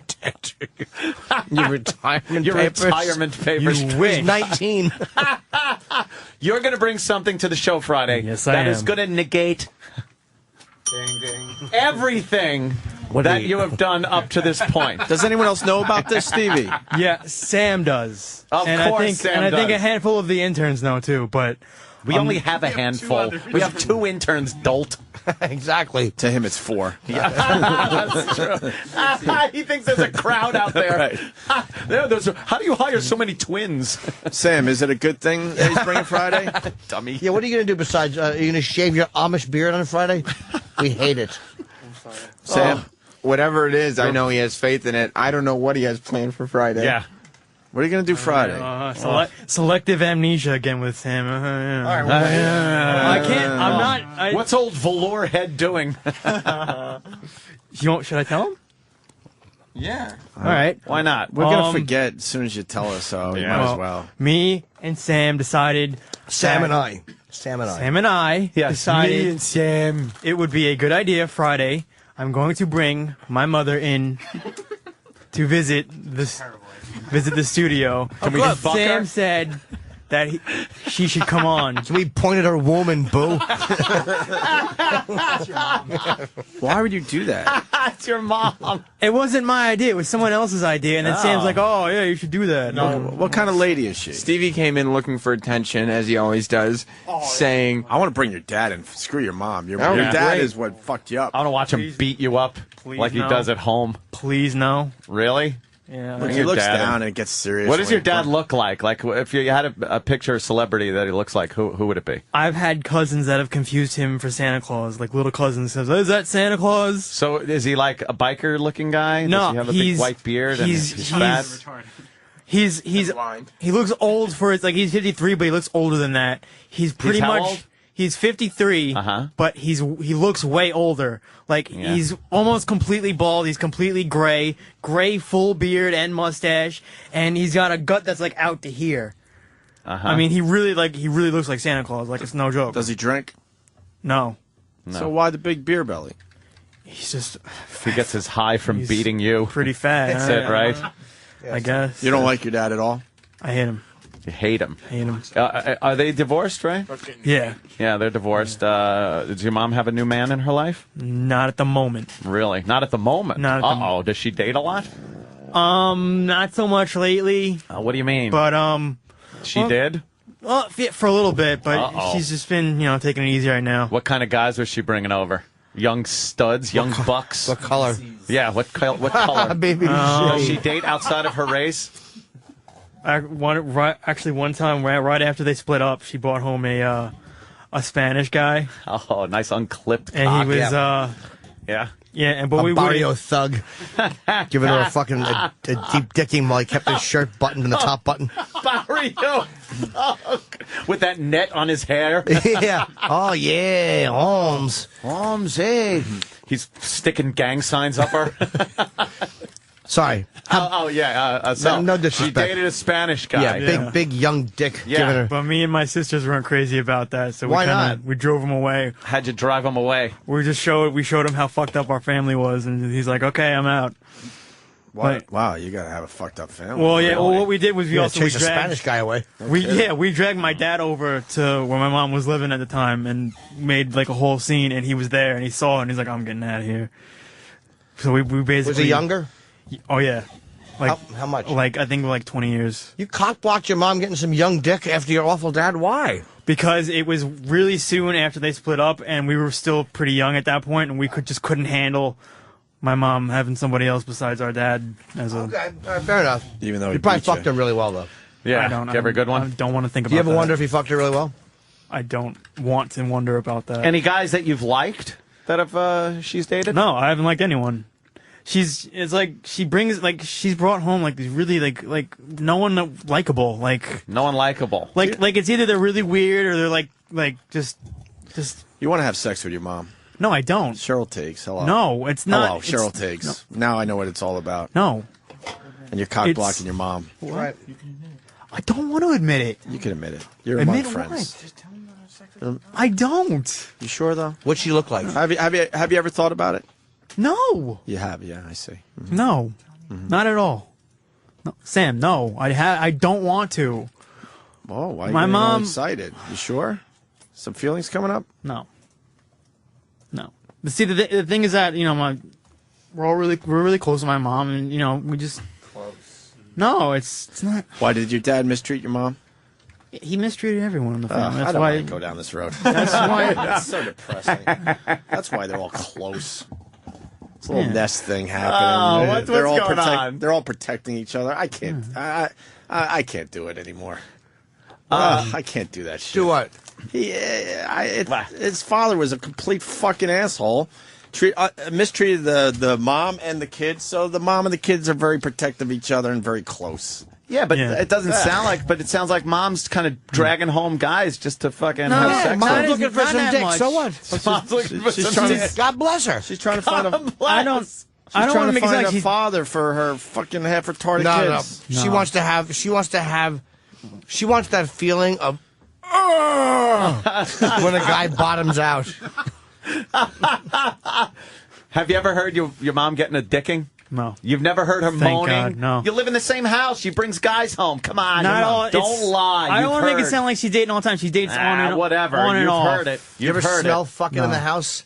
Ew. Like no. you walk in on. and it just smells like body. No, my mom's very. Fess She up. doesn't. She will not let any of that stuff happen in our house because. What? She doesn't have sex in her house? Where's she won't. fucking in the car? Yeah, She's- what's she doing? She I might like be Mom. doing. Danny just pulled up no, a picture of that's your no. mom? black guy. That's not banging my some mom. Stevie, white that's your chick. mom? No, it's not. What's that about? Oh Your mom fucks black guys? no, That's fine if she No. does. It's a picture of it. No, I've never seen her with a black man. Why are we but- bringing his mom in? That's Well, weird. I got a rod right now. I love his mother. All right, we'll figure it out. Is there an 80s song that'll make you feel better, Stevie? You've taken a beating today. Yeah. You're a big 80s I'll be. music fan. I'll be fine. How about that Huey Lewis one she likes? I want a new cock. Stevie, what song will make you feel better right now? No, I'm good. I'm fine. What I 80s don't- song? I don't need a song. Why don't you give us one so we can do a bit? Oh, safety dance. Oh, God. See, I'm just safety. something. He just wants to be safe. He wants to be safe, yeah. And he wants to dance to his mom. All right, We know Highway what to the Danger Zone. You like that one, Opie? No, I don't. Actually. Oh, wow. What do you got again? We're singing it. We know the song. Yeah, you can just sing I'm your only Yeah. friend in this room. That, Yeah, was, you that better was fucking- smart. you better be that careful. was smart. You know, I unleash. actually tapped out of You'll release the horseshit Kraken. life. I'm sorry. What the fuck? I don't know. I'm What's just the youngest guy she's ever brought home? Would you say? probably the Spanish guy. He was like How old? early 30s. Early Oh, 30s. wow. So How did it old is bother you she? that she was fucking a high school Well, student? It was like late 20s. Brought to prom. Oh, fucking A. Brilliant. God Very damn. good. Give him the safety dance. Holy shit, Jimmy. So there it is. There. Now you can hear it. Oh, okay. So it was him. And how old is your mom? 52. She's 52. She must was look good banging some still. early 30s guy. Hey, look, it's Tom Green on TV. What does she look like? She's no, she's like my height, and she's like Is she frumpy like you? Yeah. no, She- she's a she little all doughy she's a little and dumpy. skinnier. She fat and dumpy No, and doughy and out of she's shape not- and no. fucking a She's not mess. fat. She's not fat. I mean, Oh. she's all right, but you know, like Is she aight? she's She's like love hand, like a little. Like, Yeah, love handles. she's a little bit, but like you don't notice it that much. Like, More of the cushion for the pushing. no, it's not. It's really not. She's like skinny. She have a fat. nice ass. No, I don't look. I don't. Well, no, you know, no, if no. you were not her son, Exactly. would you look at her She have ass camel and think toe? she had a good ass? Look, Stevie, my mom had nice boobies when I was growing up. You can notice that they're nice boobies. Doesn't mean you want to suck on them. yeah. What's your mom's best? I didn't say. What's your that I mom's wanted best to. feature? Her ass? Yeah. What would I you say? don't Her camel think toe? of What is my it? mom in that way. What It's did the gross. young Hispanic man like about your mom? Yeah. Was it her I don't know. badonka-donk?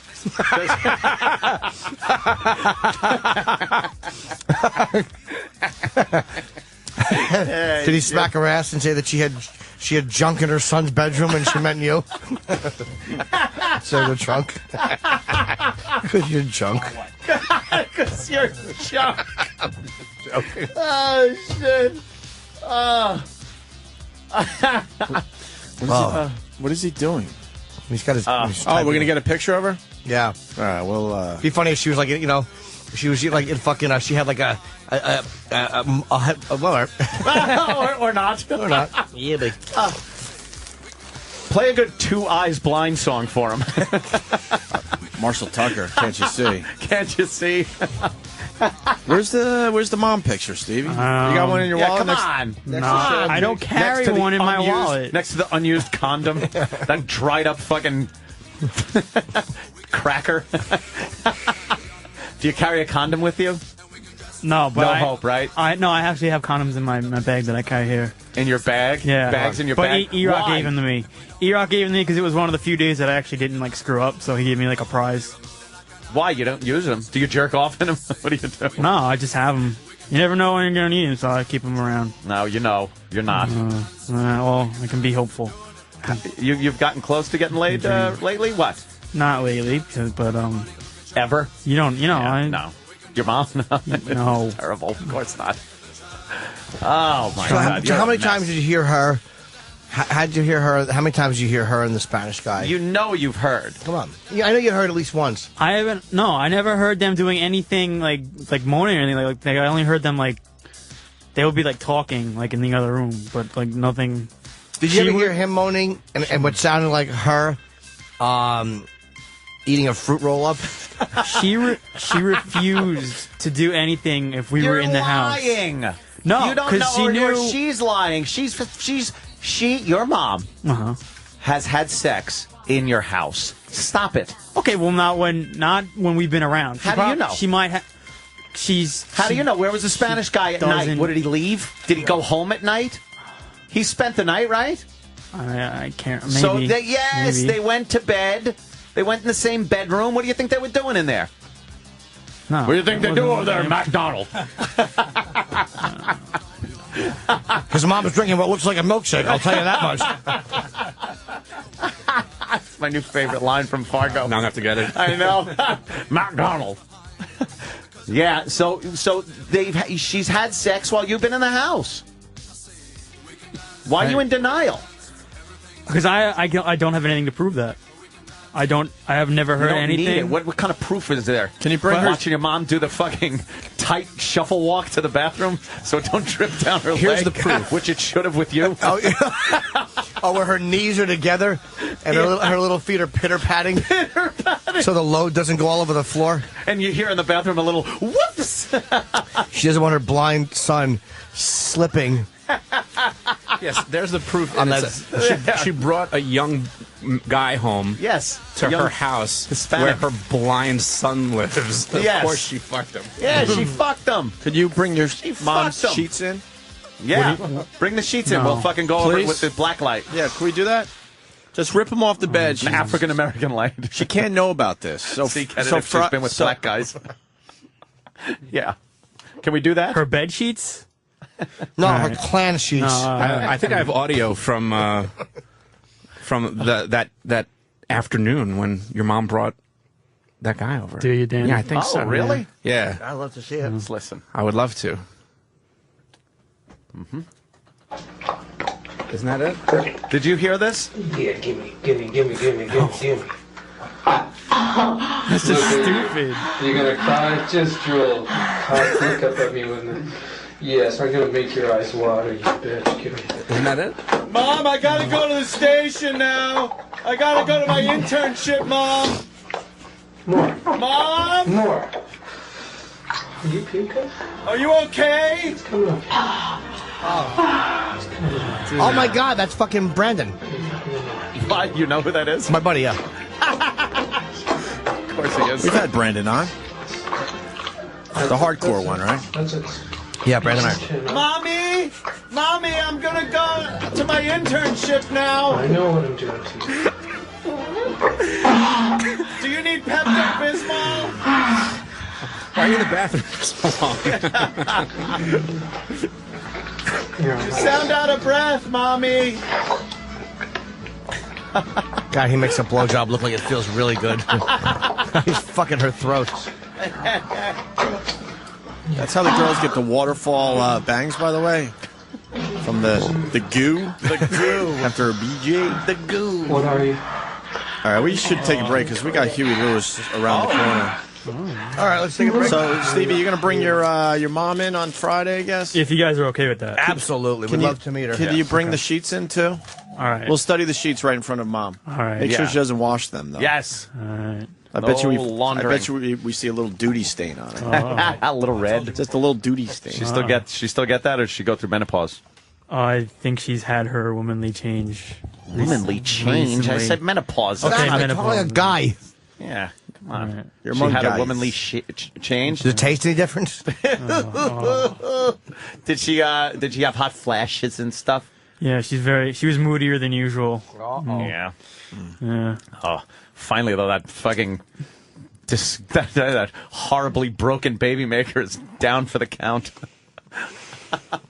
Thank God it can't do any more damage to this world. You said you have siblings, right? You Yeah. have sisters? 2 sisters. Well, put one of your sisters in here because I want to see the difference. All right, that's a good idea. Let's look at Facebook. Right. I want to see one of your sisters and see what she looks like. Does she look like you? Is it on? It should be. I don't know. Facebook is shit these days. Does she have sight? No? Yeah. Yeah? Oh, my God. Look how he has to type things in. I swear. How you don't get, like, sunburn from the monitor? Maybe because it's LP. Should we let me break and come back? Yeah, exactly. we could do that. That's not her, stupid. That's her? No. Oh, my God. I was going to say. Did Huey sign in? I don't think so. Okay. All right, we'll look for that. We'll take a break then. If he could, this should take seconds. I know, but his eyes are inches away from everything. You Holy can't find your shit. own sister on... What are you Type her looking... full fucking name in, you shithead. That's what her name is on it. Oh, my God.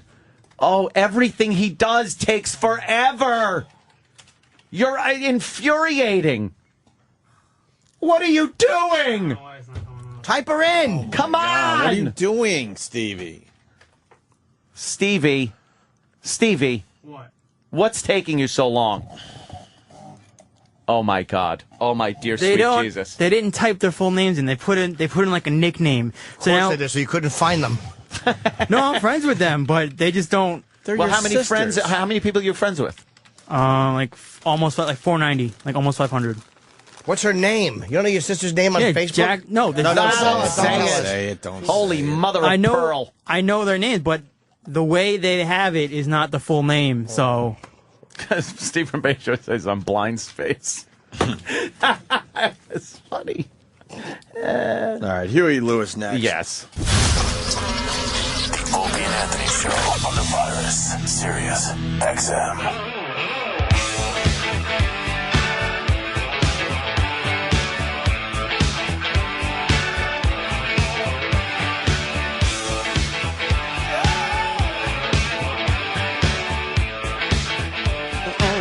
They're bringing Huey Lewis up to the studio. Yes. We're going to be talking to Huey Lewis. Yeah. Yeah. Yes. The great Huey Lewis. And I learned that Roland is blind. Yeah? Yeah, Wow. because there was a black guy walking down the hall. I don't know his name, and I apologize. I've never met the guy, but...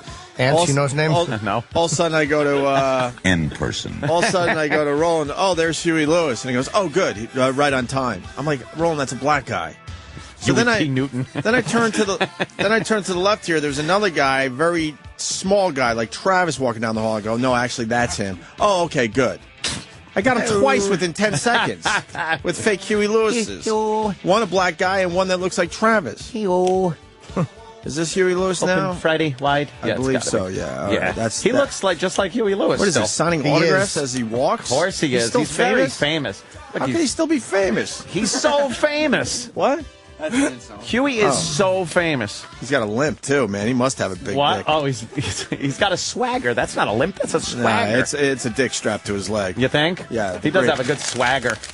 Look at you, man. Look at this Huey Lewis. I know. Huey's the shit, The man. amount of pussy this motherfucker I has. know. Huey Lewis. Huey. Wow. Yeah. Have a seat. Make yourself comfortable. We saw your swagger, sir. I know. You got a swagger. You got when a nice you walk. swagger. You got a swagger. I try. He's got that like too cool for the room walk. I try. Fantastic. Huey It's Lewis. an old swagger, but it's a swagger. You got a swagger. Get the fuck You got a swagger, my friend. You do have a swagger. Yeah. And what you got? A new album coming out? Yeah, I got a brand new album coming out. I'm especially excited about it. Do I seem excited? You seem excited. I don't know Yeah. yet. We just met you again. It's our best work. Best work. I think so. And is it Huey Lewis or will the news be joining you? No, Huey Lewis in the News. Ah. Yeah. Okay, very First- cool. First album in how long? 9 years. 9 years. What took so long? Well, the mortgage had to be paid. The fishing was good. I don't know. You know. Yeah. No, when nobody's in a hurry to, you know, they're not. The world's not waiting for another Huey Lewis You just news record. kicking back and enjoying life for a while. Yeah, this one was a labor of love. We did a tribute, soul music tribute thing, loosely based on Stax records. Okay. They're not all Stax tunes, but they're all from sort of Memphis, and we. Rather than do the obvious ones, you know, No Knock on Wood or Midnight Hour, we kind of went deeper into vaults, did a little Johnny Taylor and Eddie Floyd and Solomon Burke, and wrote the stuff we grew up on and just had a ball doing it. Did it in Memphis, recorded at historic Ardent Studios. And I must say, you do have the perfect voice for that type of music.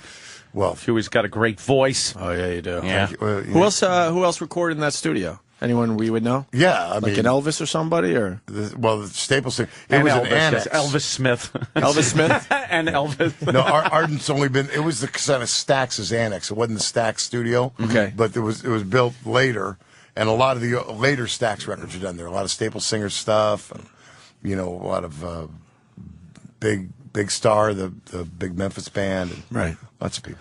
Also, wow, 25th anniversary of Back to the Future is happening. I actually saw the movie. Me and Danny went down to the movie theater because they re-released it in theaters to see it on the big screen. Very exciting.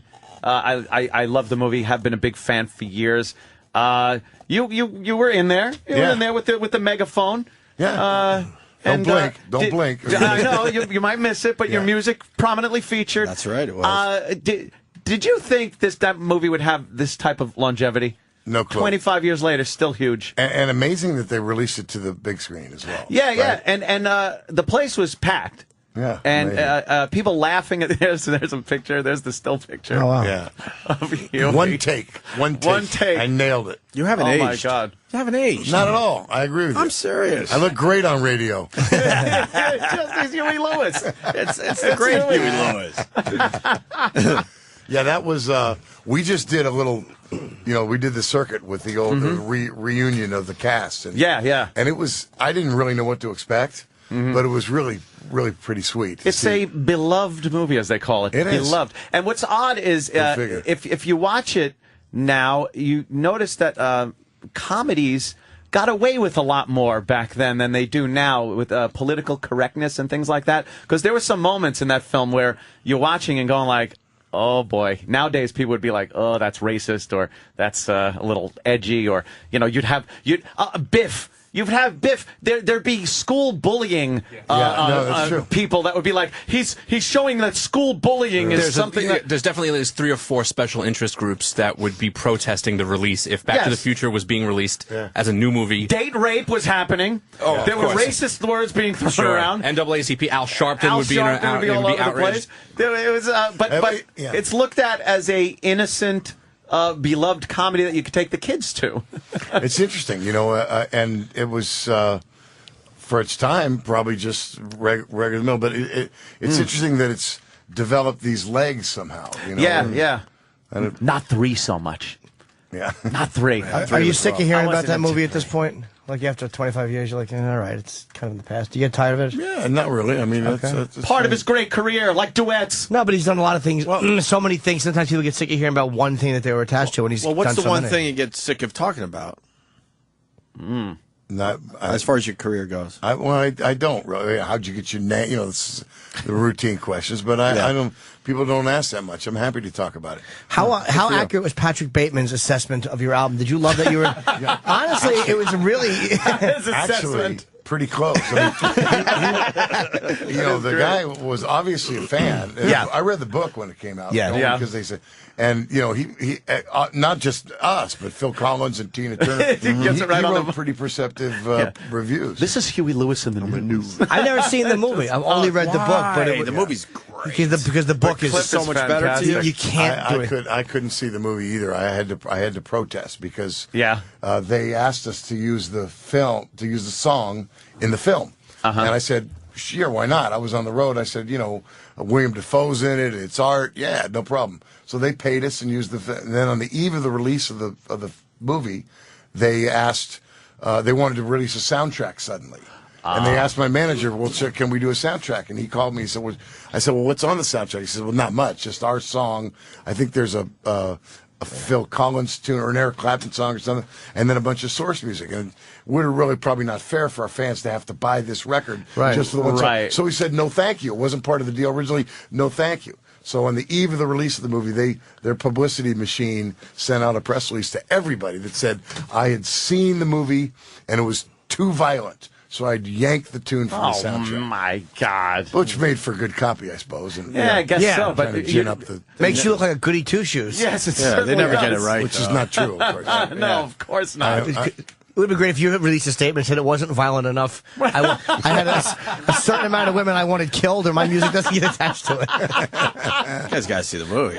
Great movie. The book was so graphic and amazingly well written. It was like the movie couldn't follow it to me. I don't think, and I heard they made Bateman kind of tongue in cheek. Maybe he was like that, but I didn't see him like that in the book. I pictured a real stoic sociopath. I'm gonna have to read the book now. That's great. Gonna have to go the other way. But the Huey stuff is really analyzes the album. It's fantastic. Absolutely. On duets, we've heard a lot about Gwyneth Paltrow being kind of difficult. True? No, she was good. She was no very problem. Professional, really good. And she can sing, obviously. Yeah, you guys did a great job with that. That's actually one of my guilty pleasures, that dumbass song. God what song? Damn. What is it, Cruisin'? They clearly should have released the song before they released the movie. Oh, really? They waited. They released them both at the same time. Did you say no because there wasn't any women being killed? No, I mean, I'm yeah. He walked out of the premiere. Where's the rape scene? Oh, my God. No, but it was almost had an affair with her, was my daughter, right? In the script, that's how I meet her. We're attracted to one another. Really? Before I know it's my daughter. Right. Oh, that's a little racy. Yeah. So Look at you in that movie and then Back to the Future where Michael J. Fox is kissing his mother in the car. See? What's wrong with you? That's outrageous. That's twisted. You're a big baseball fan, right? Yeah. Giants, I would assume. Think they're going to do this or what? Well, I hope so. I mean, they got great pitching, obviously. Yeah. I mean, Cliff Lee's no slacker, but we'll see. I mean, you never know. And fortunately, it turns out baseball is still a team sport. Mm-hmm. And Giants are a great story if you like baseball because they're doing it with a different guy every day. And Bochy's done a great job. And by the way, they are a very classy organization, the San Francisco Giants. Mm-hmm. I mean, we just did the anthem on Wednesday night, and you were out there. Oh, yeah. And they look after you like 10. I mean, the food at the ballpark is excellent. They just do a great job. Right? Everything's great. Yeah. Got to get past Cliff Lee, though, man. Huh? Got to get past Lee. Yeah, he's tough. Yeah, let's see. And I don't like it actually. Let's see Lee hit. Well, good point. That's true. But here in New York, the Yankee fans spit on his wife. So did they really? Oh, yeah, that's I a big don't story know today. how. Look, that's a big story. Like I today. said, it's a compliment. The guy was pitching so well that they felt compelled to spit on his wife. How'd they know it was his wife, though? Why do you not wear the Lee jersey? Lee's wife. At Yankee Stadium? Yeah. I guess they know where the wives sit or something like that. That's kind of despicable to... He'll be in pinstripes. I bet for her to show up at the ballpark. Yeah, I'm sure that will help get him to New York. Insult to injury. Yeah. Yeah, that was bad. Being a Yankee fan, I wasn't very happy. I wanted to see a New York, San Francisco... I mean, I'm a Yankee fan. I really did, I'm sure. That would have been an amazing But World just for the Series. historical... I know I'm not a Yankees fan, but that would have been a nice But World Series. Giants, for we've everybody. only been in, since they've been in San Francisco, we've been in 3 World Series and never won one. So this is... What are the two? I know the A's series and the Earthquake. What else? Yankees in 62. Okay. And then the Anaheim Angels here, 2002. Okay. Yeah, I kind of want to see the Giants win. And the Rangers, it's the whole state. Well, they're both teams have never won a World Series, right? Well, I don't think the Rangers have ever been to a World Series. Yeah. That's the story there. I've been saying it's their first time at the dance. I've been saying that a lot. Don't say Anybody it. who will listen. Don't ever say that. You got good tickets for the games? That's the thing about the anthem. When you do the anthem, Then they take care of you. yeah, they take care of you. And do it well. It's a little nerve-wracking, the anthem. Because it comes back at you, right? Yeah, it comes back. It's not easy. We do an acapella version. It's really not easy, but You hear what you sang 5 seconds ago coming back at you. You using ear monitors? No, I don't. Look at you, old school. I love it. Just sing, Huey. Yeah, exactly. Why am I yelling? I don't know. But I mean, the his good job. news is that the whole gig lasts 2 minutes, you know, and the seats are great. So Are you afraid you're going to forget the words though? Like, do you have any fear of that? Because I don't know. People who know the words have forgotten the words. Yeah, That is embarrassing. Yeah. Well, it's nerve wracking for sure. That and then you got to start out in a certain. Well, you got a good range, but you got to start out at a lower note. They Or say else, it's a hard song to sing. Yeah, Well, you it get is. that. It's probably an English drinking hall. You know, oh, say, can you see by the dawn's early light is where Francis Scott Key apparently swiped the melody. Oh, really? Yeah. An old English drinking hall. Oh. Just over a pint And, of beer. Wow, they're you like, know, he's like Led unfortunately- Zeppelin, just stealing songs from everybody. It's just melodically not fabulous. But how did the Rockets' Red Glare? How did that part get so high? Because that makes sense. The beat of a sure. But how did that get so high? And the Rockets right there, Yeah. bursting in there. You know, it was like chanted. So someone should sing it that way. Isn't it the War of 1812? Francis I'll Scott tell you- Key was like Ray Parker Jr.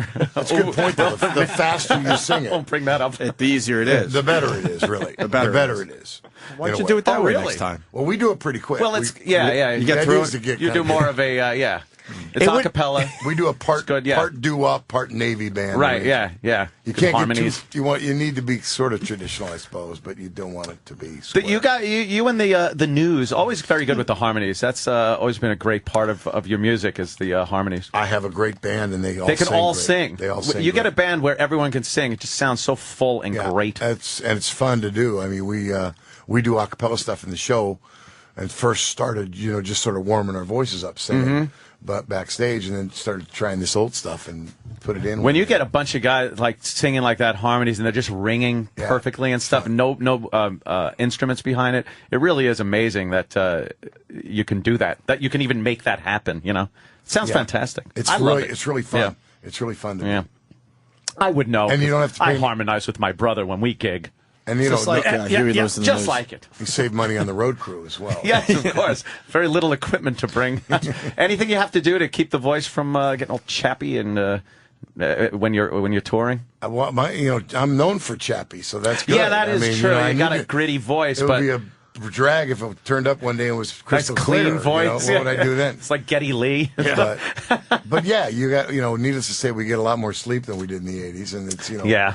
you got to look after yourself. You do. I mean, obviously the lifestyle's different. You guys are older now, but were you guys ever really into that partying thing? Because you weren't known as a partying band. There weren't stories going out like other bands. Yeah, at but the time. we weren't choir boys. As they choir say. boys either. I mean, He had a song, Yeah. I Want a New Drug. I mean, Yeah, but the He had to drug have was some partying going on. Listen to the words. It wasn't about a drug. It was that's how he got on it was the MTV. feeling of that. It wasn't. He pills wanted or a anything. It was- a metaphor. it's No, he wanted Exactly. a new drug. You didn't listen to the words. He did it that way to get it on MTV. He This just guy got annoyed wanted that a new no drug. dummy in this room knew the word metaphor. He was like, it's a metaphor, you idiots. Should we bring in Stevie? Stevie's a big Huey Lewis in the News fan. Yes, Is he we have really? one of our interns. And we He's asked him to maybe have a question ready so for Stevie's the one with the musical Yeah, taste. he's Well, he's this is Stevie. I have a question He's about... actually an intern. Don't worry, he's not. He's not what you think. He's not as special as you think. He's not what you he think. He looks it, but Hi, Stevie. He's not the smartest intern we've ever had.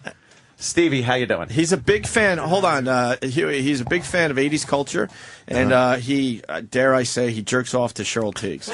I don't know where that comes from. This is Satellite Radio, so let's He's get. probably not the first or the only one. But Right. he's 19 years old. And- How does he and- discover Cheryl Teagues? Not even nude pictures, like pictures of her face and stuff. I thought we were talking about MTV. What happened? Wait, that mic's not on. Hello? You actually that want to on? get into radio, Stevie? You're not very articulate. Can you hear me now? Yes, we can, Steve. No, Yeah. Right, am I on? it's the Irish show. All right. Yeah, I thought we were talking about MTV. What are we talking about me jerking off? Come on. No. This is Huey Lewis, come on. Is it really? See, he gets very Wow. excited. He's all about '80s culture. Yeah. Which is Huey strange Lewis for an MTV jerking off. Those three things. What's wrong with? That's perfect. It's the 80s. You just don't hear those three things Yeah. right together a lot. I never see that on those retrospectives on VH1. I love the 80s, and it's just all the jerk off bands in the 80s. You know what his favorite band is? You'll never guess. I give a It was an '80s band that MTV played to death. Flock of Seagulls. You're close. They did play that. One of a those lot. type of. Oh, Duran Duran. Big Country. That is a good one. Big Country. Big Country. I love them as well. Yeah, they are good. I think Really? they're great. Yeah. Why though? Because all They're we great. know is one song, basically. Great song though. It is a great song. And good, really good, kind of an original sound, very sort of a Highlandsy. They're Yeah, Scottish, yeah, it right? was very, very original. Yeah. Yeah. They're Scottish, and and you hear that in there. Regional. It's kind of real. Yeah. Hey, you got a lot in common. Why don't you invite him over to have sex with your mom? No. Apparently, his mom likes having sex with a lot of guys. A lot of different I didn't people. say a lot that. of different guys of all kind of racial Right. backgrounds and stuff. Ever since his I dad told that you hits about him left one the family. Spanish What? guy. Yes, yes. And it turns into That's my okay. my mom has done every nationality. It on wasn't one Spanish guy. It was the entire band Santana. You misunderstood. Huey said Stevie, what do you know about Huey Lewis and the news? Besides, he was in Back to the Future. Right, we went over that. I mean, they're a great band. What's your favorite song? Yeah, what is your favorite Huey Lewis? I'm not going to say The Power of Love because that's very cliche. Well, if Why it is is, it it is, cliche? though. It's Whatever. a good song. No, but I like Good a song. lot of songs. I like I tried that on karaoke. It's very hard to sing. You like, it's very high. Heart and Soul, probably. You like That's soul a good one. Or Heart of Rock and Roll's a good one. Yeah. How about If This Is It, or Doing It All for My Baby, or Stuck With You, or maybe Perfect World. Come or on! Perfect World. maybe- I was gonna say Oh Perfect World. gosh, I could I just like, go oh, on and You on. know a lot of Huey Lewis songs. How many number ones? I'm trying to help you, Stevie. I'm I'm just trying to help, man. There's no helping. We're not going to stump Huey. How many number ones? Huh? How many number Yeah, ones? I don't know. So many. Who A lot, counts? right? Who It really counts? is. 7 or 8. 14. No, I'm. Huey Lewis and the no, News I is don't a band of hits. Well, that's one of It's the just biggest albums of all time. It's one of the biggest pop albums list of all time. It's- Sports, an Sports, amazing right. record, man. It's just so many hits. When you put together an album like that, do you know when you're putting it together, like, wow, this is just chock full of music people are going to enjoy? Not really. No. No, We produced it ourselves, so clearly we wanted to have at least one. Yeah. That was a hit, and we knew a couple of them. We thought, but it just was one of those things. It's all just sort of takes You off. still get checks for that? Yeah, sure, of course. Yeah, Nice checks coming in the mailbox. deal. When you're doing an album like that, check comes in. Yeah. and they're playing it on TV in heavy rotation, do you start to like watch what other bands are playing and then go, wait, that's getting more play than like? Do you start to see as a newer band is coming in, you start to get annoyed that you're not getting as many plays? Like, how does that work when you're watching your videos? No, I don't think any of that stuff. Oh, you don't? I'm sure the record label worries about that. Okay. Sort of stuff. I just worry about the video. We wrote them most ourselves. Yeah. What we did is our very first video was "Do You Believe in Love," and the label hired a fashion guy to do it. Uh-oh. And he put kind of a pastel backdrop, and we had all this makeup on and rouge on our cheeks. It's the one where we're in bed with a gal and everything. So now we go for the big viewing of the new video, and I mean I think it's cringeworthy. do you get embarrassed at it now? And yet, I think it's awful. And yet, everybody loved it, and it seemed to work. So I thought, well, clearly anybody can do this. Yeah. So I said, if we're going to do any more of these, we ought to do them ourselves. If anybody's going to draw this line, so that's when we started doing the silly ones, Yeah. and basically trying to avoid a literal translation of the song if at all possible. Yeah, they were very entertaining. and just goof off, man. And do Yeah, them they in were San very Francisco. popular. Yeah. Can we see Do You Believe in Love? Yeah, now I got to see Now I that. want to see. Do you mind, Huey, or are you going No, to? it's all right. Do you? My thought just forgot totally about died. this. Remember this Yes, one? now I do remember. Yeah. And everything was pastel. It was a fashion guy. I wanted it all. It was all about colors. God, these commercials they put in these Oh, they're damn videos terrible. all the time now. What is that? That's a commercial. They're making money off Yeah. your video there. Still, Yeah, they're putting ads. yeah, in front of your stuff. He was going to have this pulled off of YouTube immediately. All right, that's very, yeah. This is a good song. Oh, look at We got 5 minutes Look left. at Huey. the makeup, man. Wow. Holy I look like David Bowie. You really do have a lot of makeup on. You just stood up in a room and began singing. Videos are kind of cool. And look, he's belting out a song, and she's not even waking her up. What's Exactly. she on? What a drunk. I need a woman like that. Yeah, she's going back to sleep. Yep. There's Look the at news. the rouge on the cheeks. Yeah, I Look at see it the now, rouge. Huey. And the All pastels. the guys are made up like women. What are you forgot. guys? Nice. Who got the girl in the end? Oh, look at the little romantic look into the That camera. is adorable. That's Isn't it? adorable. I mean, looks, it like is. looks like you're singing into a bank cam that you're about to rob. Yeah. What is this? What do you want her to wake up? I don't get the video. I don't get it great. either. Prelude to a I never gangbang? did What get is it. this? This is I never great. did get it. Yeah, I Oh, did. how great is this? I was getting real close to It's a it. romantic home invasion. And then the background. Now you have to have the live footage. Look at the cheeks. Look though, at your rouge. cheeks, the rouge. I That's know. ridiculous. I'm You're wearing quite tight pants there, Huey. I must say. Yeah, that was a period. Is that where the legend comes from? Because we have heard some things. Yeah. There is a legend about you out there. Well, I have an enormous penis. It's not here with me today, but you might as well get that out there. That's a great rumor to have, by the way. It really is. You have a great publicist. I never heard you deny that publicly. Why would you deny it? That's a rumor you never want to squash. Right. Look, you can tell Huey's behind the girl now, and she's going out. Yeah. She had a hard time trying to stay asleep. She was being poked. There's fucking 6 guys in bed with her, and she's still sleeping. I love this. And to whom? Great song, but the said, video hey, really this is a doesn't good make idea. sense. No. It doesn't make sense. All right, the big push away for the sax solo. Yeah. Got that good brass sound and everything. God damn. What a good band. This is where we said, right about here, I said, we're going to do that next video ourselves.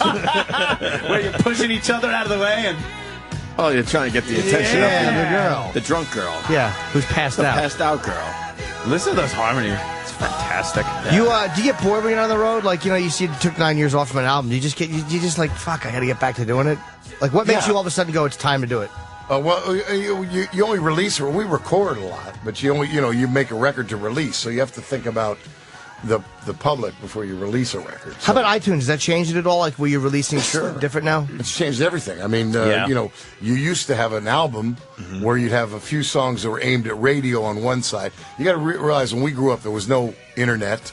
FM radio was already programmed, and so was CHR, Contemporary Hit Radio. Right. You had to. Everybody competed for that one format, right. And so nowadays, of course, it's you don't have to do that. Yeah, and then there's a market for it. It's very niche. Interesting. Yeah. We're talking about our new record, Soulsville, which is a Memphis tribute. And a Stax tribute, and most of the backup band on a lot of the original records, Booker T and the MGs, 2 black guys and 2 white guys who couldn't put their picture on the cover because the society in Tennessee was segregated in '62. Right. Musicians were integrated. Nowadays, society is integrated, but music is segregated. You get the black over here and the country over here, and hard rock. There's a channel for everybody, and it's the same thing in political discourse. You can, if you're a right winger, you can watch a bunch of shows where nobody ever disagrees with you. Right. And if you're a left winger, same thing. Watch a bunch of other shows. I mean, it's not healthy. People are just the nice thing about a top 40 format was if you wanted to hear a Huey Lewis and the News song, you also had to hear a Garth Brooks song and a Commodores or Stevie Wonder song. It was all together. So which is great. God bless you. Do you notice Lewis. more music now that it's available online? Are you selling more than you would if it was just people having to go to record stores and buy an album? Well, here's what happened. I mean, the value of a piece of recorded music is really going to zero rapidly. Imagine if somebody wanted to buy Want a New Drug years ago, they had to buy the CD. Right. So they paid $12 or whatever it is for the CD, and they get Want a New Drug. But they also get on side 2 a bunch of songs that we wanted them to hear that were maybe more substantive. They're stretching out a little bit and so on. Nowadays, they want Want a New Drug. They go to iTunes and buy it. Now, and by the way, they pay $12 and we get what, $3 or some percentage of that. Now they buy it on iTunes. 99 cents or whatever it is, yeah. And that and they don't get the other stuff. They only get Want a New Drug, and that goes to iTunes. iTunes gives a portion of that to the record label, and the record label gives us, a dime or 10 cents or 20 cents or whatever it is. I didn't realize that's kind of getting screwed. Yeah. Doesn't it help artists from getting screwed up because you can cut out a lot of the middleman? It seems like with some of the record companies now. I mean, that's an older a record, but with newer stuff, doesn't that give the labels a little less power because you can go right to iTunes and people can get it? True, you can go right to iTunes and you can sell it right on your own website. You can make it's easy to make up CDs and sell them and make a huge profit on the CD. But the trouble is, because there's no editing process anymore, it's pretty hard to have a hit. It's very hard. In the old days, you had to have every station in America playing your song at the same time. So how does that happen without promotion, without without some sort of editing process? But can't you also Oh shit! I had another iTunes question too about. look Can't at you make it an album buy only? Like if you want them just to buy your album, you could go no, they can't buy because some albums are album only. I think you probably could. Yeah, they do that with some. I think you probably can do that. We got to wrap up. Unfortunately, you got a lot of stuff to do. Really? You got what? You got other stuff to do? No, we don't. We don't. They're saying your guys. we would love to hang with No, you. I'm kidding. Okay, you want out? Okay. No, I like, I like you guys. We like hanging out with you. It's not my first time, It's not my first time. No. There's times where we make believe you have to go. Yes, you're right. But in this case, we want you to stay. The new album's called Soulsville. Can we play Respect Yourself? Would that get people? Which one do you want us to play? I don't care. You play whatever you want to play. All right. Respect Yourself has a guest artist on it whose name is Dorothy Morrison.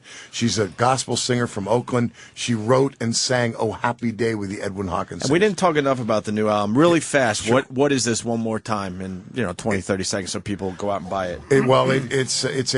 It's a soul music tribute record. We cut it in Memphis, loosely based on Stax records. Most of them were Stax records, but not the obvious stuff.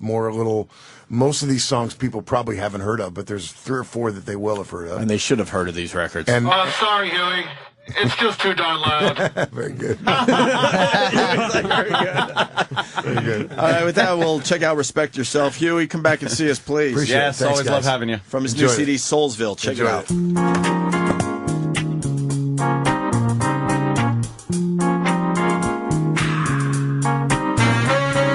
Disrespect everybody that you run into. How in the world do you think anybody's supposed to respect you? If you don't give a heck about the man with a Bible in his hand, just get out the way and let the gentleman do his thing. You're the kind of know-it-all who want everything your way. Take the sheet off your face, boy. It's a brand new day. Respect yourself. Respect yourself. If you don't respect yourself, ain't nobody gonna give a good hoot. Respect yourself.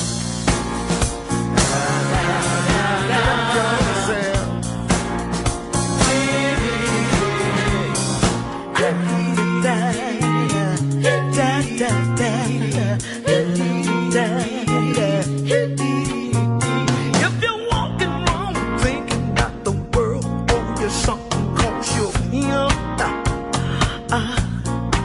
you're going out the world backwards like you did when you first come here. You keep on talking about the president, he won't stop air pollution. No.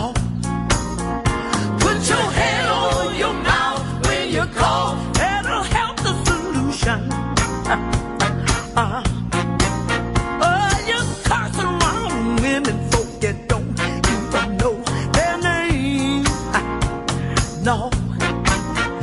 Then you're dumb enough to think that'll make you a big old man. Oh, respect yourself. Yeah. You ought to respect yourself. Yeah. If you don't respect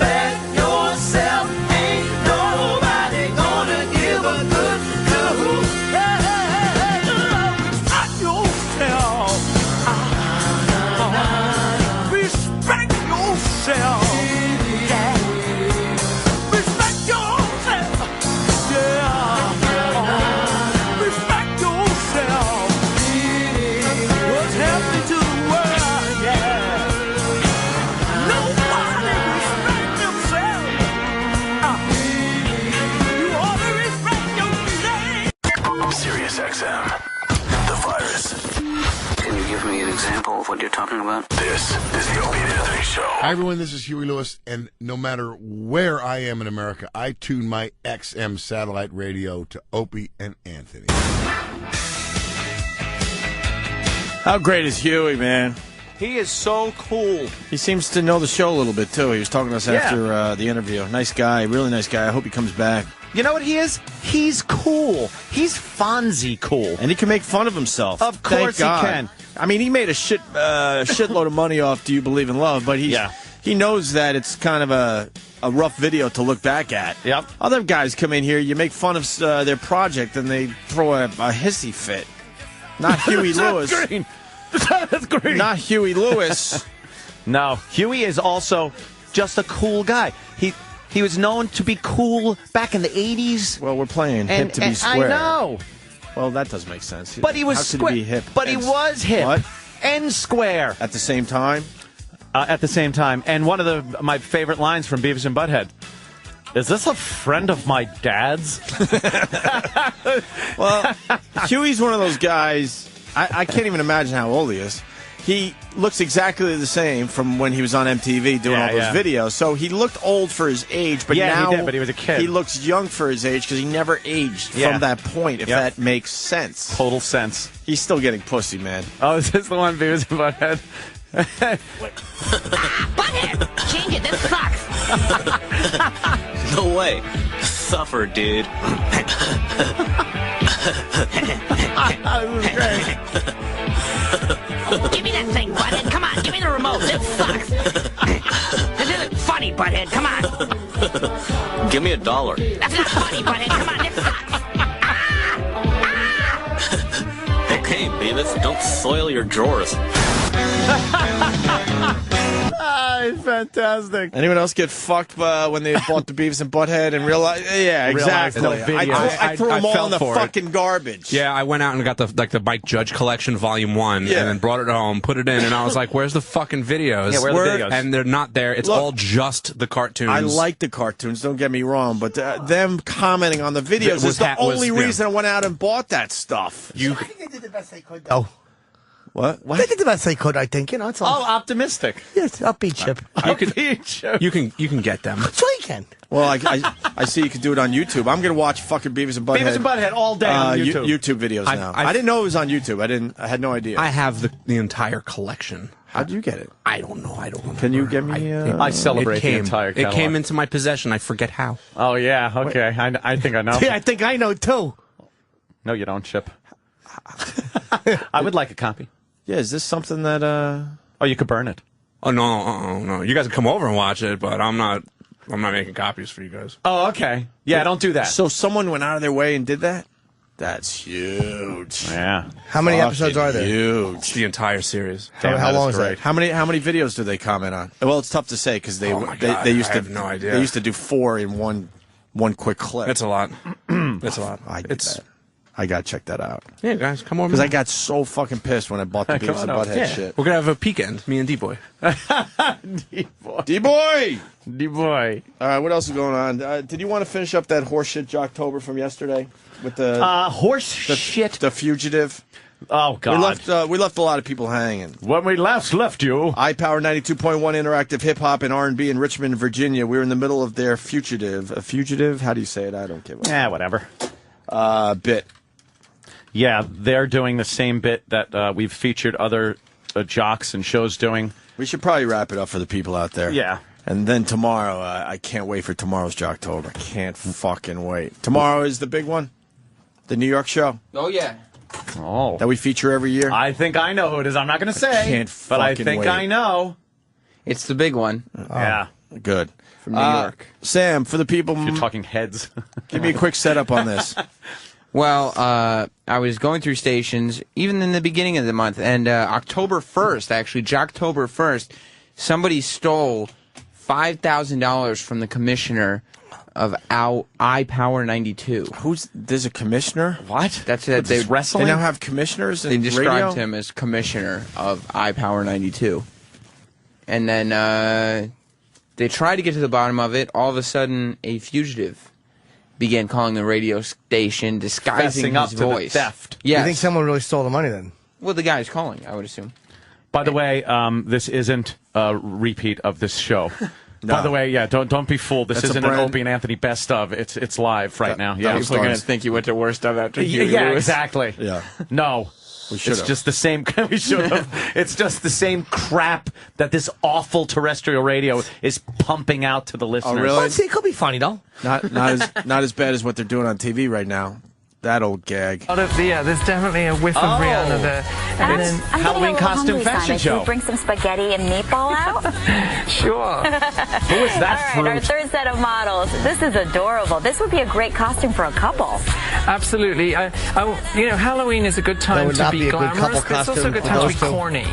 So, what is it supposed to be? Manja. You've got your spaghetti. You've got your Probably meatballs. affordable Cheese spaghetti also comes as a pet costume. I'd love to throw them against a wall like my childhood. but he's just a black guy. That's really racist. Now, we want to show you some video of the other costumes that you made. No. Oh, he made these costumes? He sucks. What's his?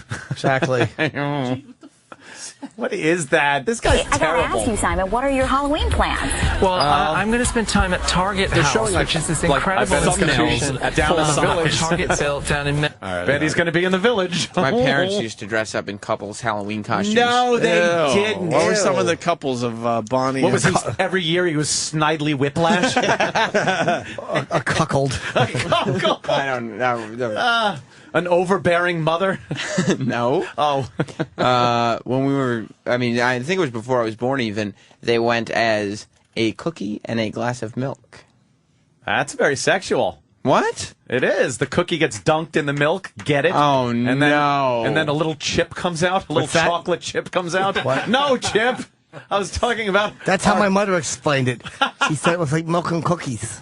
Yeah, only the milk went all over her face a few times. No, I don't think so. Yeah, get milk all over your shoes. Get it? No.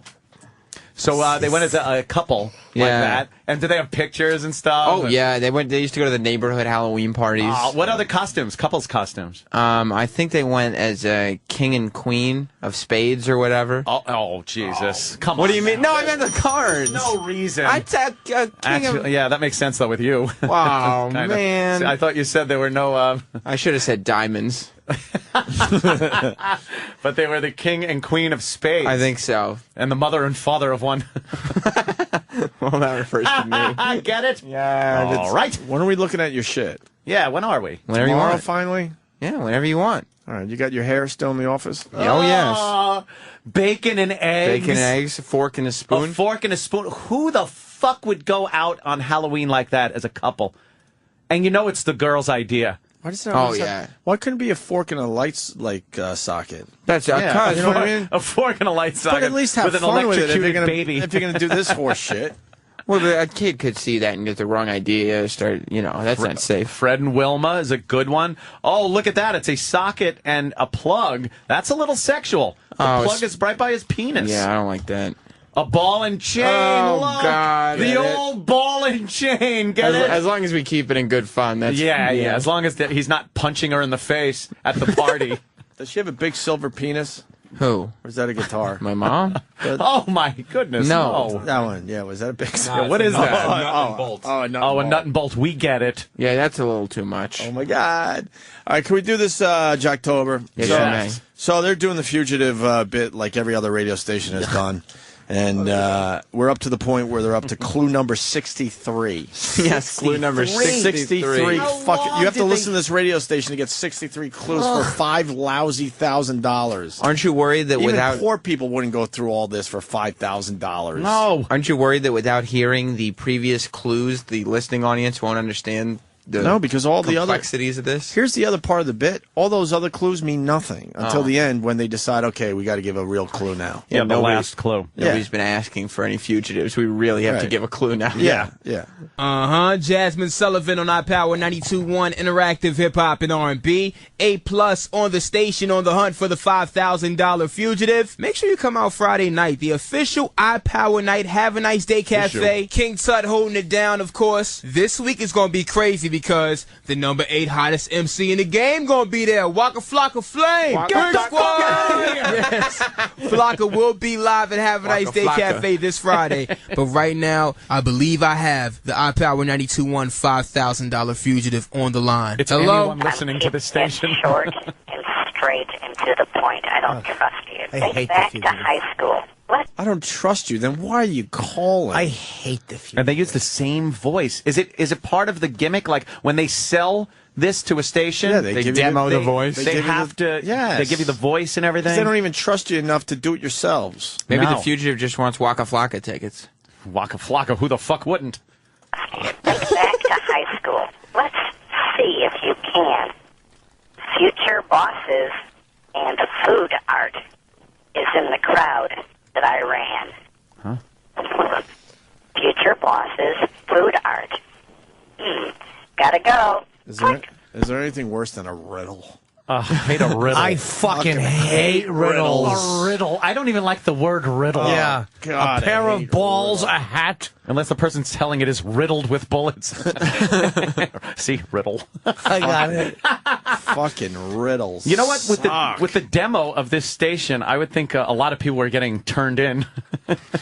I got the fugitive. He's right here. No, not that one. Yeah, that's an actual fugitive. Right. See? The one that stole my car. Yes. Oh, you meant that was a see, yeah. because You got racial. And saying blacks are subhuman. But I don't. No, like I that. never said that at all, and I would never say that. But more prone That's to racist. commit crimes. You would. yeah, it's I've said in the basically past that there is a statistic that I don't know if it's right or wrong. I don't know. You just read it. I just read it on the FBI.org page. You sure it was that website? .gov. Yeah. You know, that silly site. Oh, it's not silly. It's a good site, dude. Oh, yeah. What else do we have as far as the fugitive? Yeah. Top Power 92.1, inactive hip hop and R&B, home of that Russ Paul Morning Show. King Tut on your radio and the station on the hunt for that $5,000 fugitive. People, log on to iPowerRichard.com right now. All the leads you need to catch this cat and get this reward. Let's go to the phone line. Talk to me. Meow. Meow. Man, what's wrong with your phone, Fuge? Trying to be so cool with your cool DJ. What? You know, The hell? I have a spouse. Fugitives. What an actor. It's an improv. It's regular Denzel Washington on the Might phone. have been a bridesmaid. If Periwinkle flew. Yo, what's wrong with your phone? It's stolen. Hello? Hello? Yo. Oh, shit. The damn thing ain't working. Yo! Yo, it's a dude! Yo, it's a dude, yo! Oh, shit! And he said shit. I know, he did, right? He said, oh, shit. That's an FCC complaint. Did he say, oh, shit? Yeah, he went, oh shit. Maybe he's describing the bit. Did you hear that though? Yeah, that's crazy. So That much is- for the voice changer. That's crazy. It's actually a dude, Flocka, and everyone thought it was flocka. a female the whole fucking time, but it was actually a dude. It was a guy. Yeah, it was a That man. must have made everybody go, whoa. Jim just left. I don't blame him. Jim just walked And, out. he probably just had to go bathroom. Doesn't anyone know how this ends? No, he went that way. I mean, I think there's another bathroom that way. Did he go to get a? I think. To get a from Yeah, I think so. He might be. I think so. I don't know. Either that or he went bathroom. All right, here's how this one ends. He's got a weak bladder. Just like all the other ones ended. Top Power 92.1, inactive hip hop and R&B, home of that Russ Paul Morning Show. The station on the hunt for that $5,000 fugitive. Oh yeah, $5,000. That's the reward. If you can figure out who the person is, let's go to these phone lines. Hello, what's good? Hello, Mr. Tut. Hello, Mr. Fugitive. I still have the money. You sound a little winded. You all right? Yeah. Time for my workout. But that doesn't matter right now. He works out. Does matter? Carrying a television. There's someone on the line, Anthony. Oh, It would have really? been stolen. Who do you have here? Waka Flocka? I don't know who this is. Who are we talking to? This is Fugitive. Wait a minute, yo. Now we're missing some money from the boss's office. Yeah. Hang on, let me call one of my friends. I might be able to help you with that. Yeah, Danny, call a friend up. Yeah, like if Danny had a whole bunch of friends like that'd be over there or something, right? Fugitive, do you have anything to do with the theft of $5,000 here? Yeah, stole stole a whole bunch of money. I was going to buy myself some hats and stuff, but you have to figure out my riddles to get it back or something. Do you have a riddle for us so we can figure out who this is? Fugia Chip. I have no idea. Yeah, the money, I'm hiding it somewhere, but it can't be disclosed. That's not a riddle. We need a hint. We need some kind of hint, Fugia Chip. Okay, it's about, it folds up and it gets put in your pocket. Is it a wallet? Is it in your wallet? Oh, no, I was describing the money. So is the money in your pocket? Yeah. And what about a hint as to who you are, Fugia Chip? Okay. I'm real handsome. Yeah, that's right. That's what they said. That's what they said. Are you Chip Chipperson? What's that? And is the money in your pocket? You're Chip Chipperson and the money is folded up in your pocket. Hold on, my phone's not working. A lot of static. I can't hear you. But yeah, I'm going to be calling in and giving clues. Well, no, it's given away. We figured it out on your first clue. It's obviously Chip Chipperson. Yeah, it's Chip Chipperson, and the money's folded up in your pocket. It didn't even disguise his voice. No. Yeah, but that could just be clues I'm throwing out so you think it's someone else. You said the money was in your pocket already. I know, but it was a mistake. I didn't mean... You stink as a fugitive Chip. Fugitive Chip. Fugitive Chip.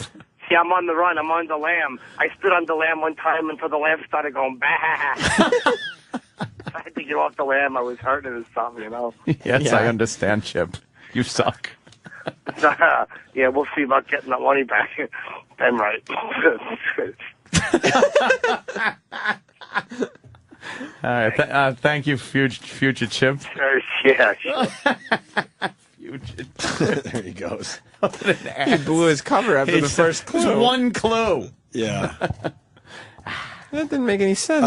All right. Well, let's get to the end of this Jocktober. iPower 92.1 interactive hip hop and R&B in Richmond, Virginia, as they do the fugitive. Yeah, we got to find out who their fugitive is. Yeah, we're gonna find out right here. Well, what does matter? Well, the chase continues. Are you feeling close? Hair on my face, yes. My shave, it's not too close. Opie and Anthony, mornings. Ron and Fez, middays on the Virus. Sirius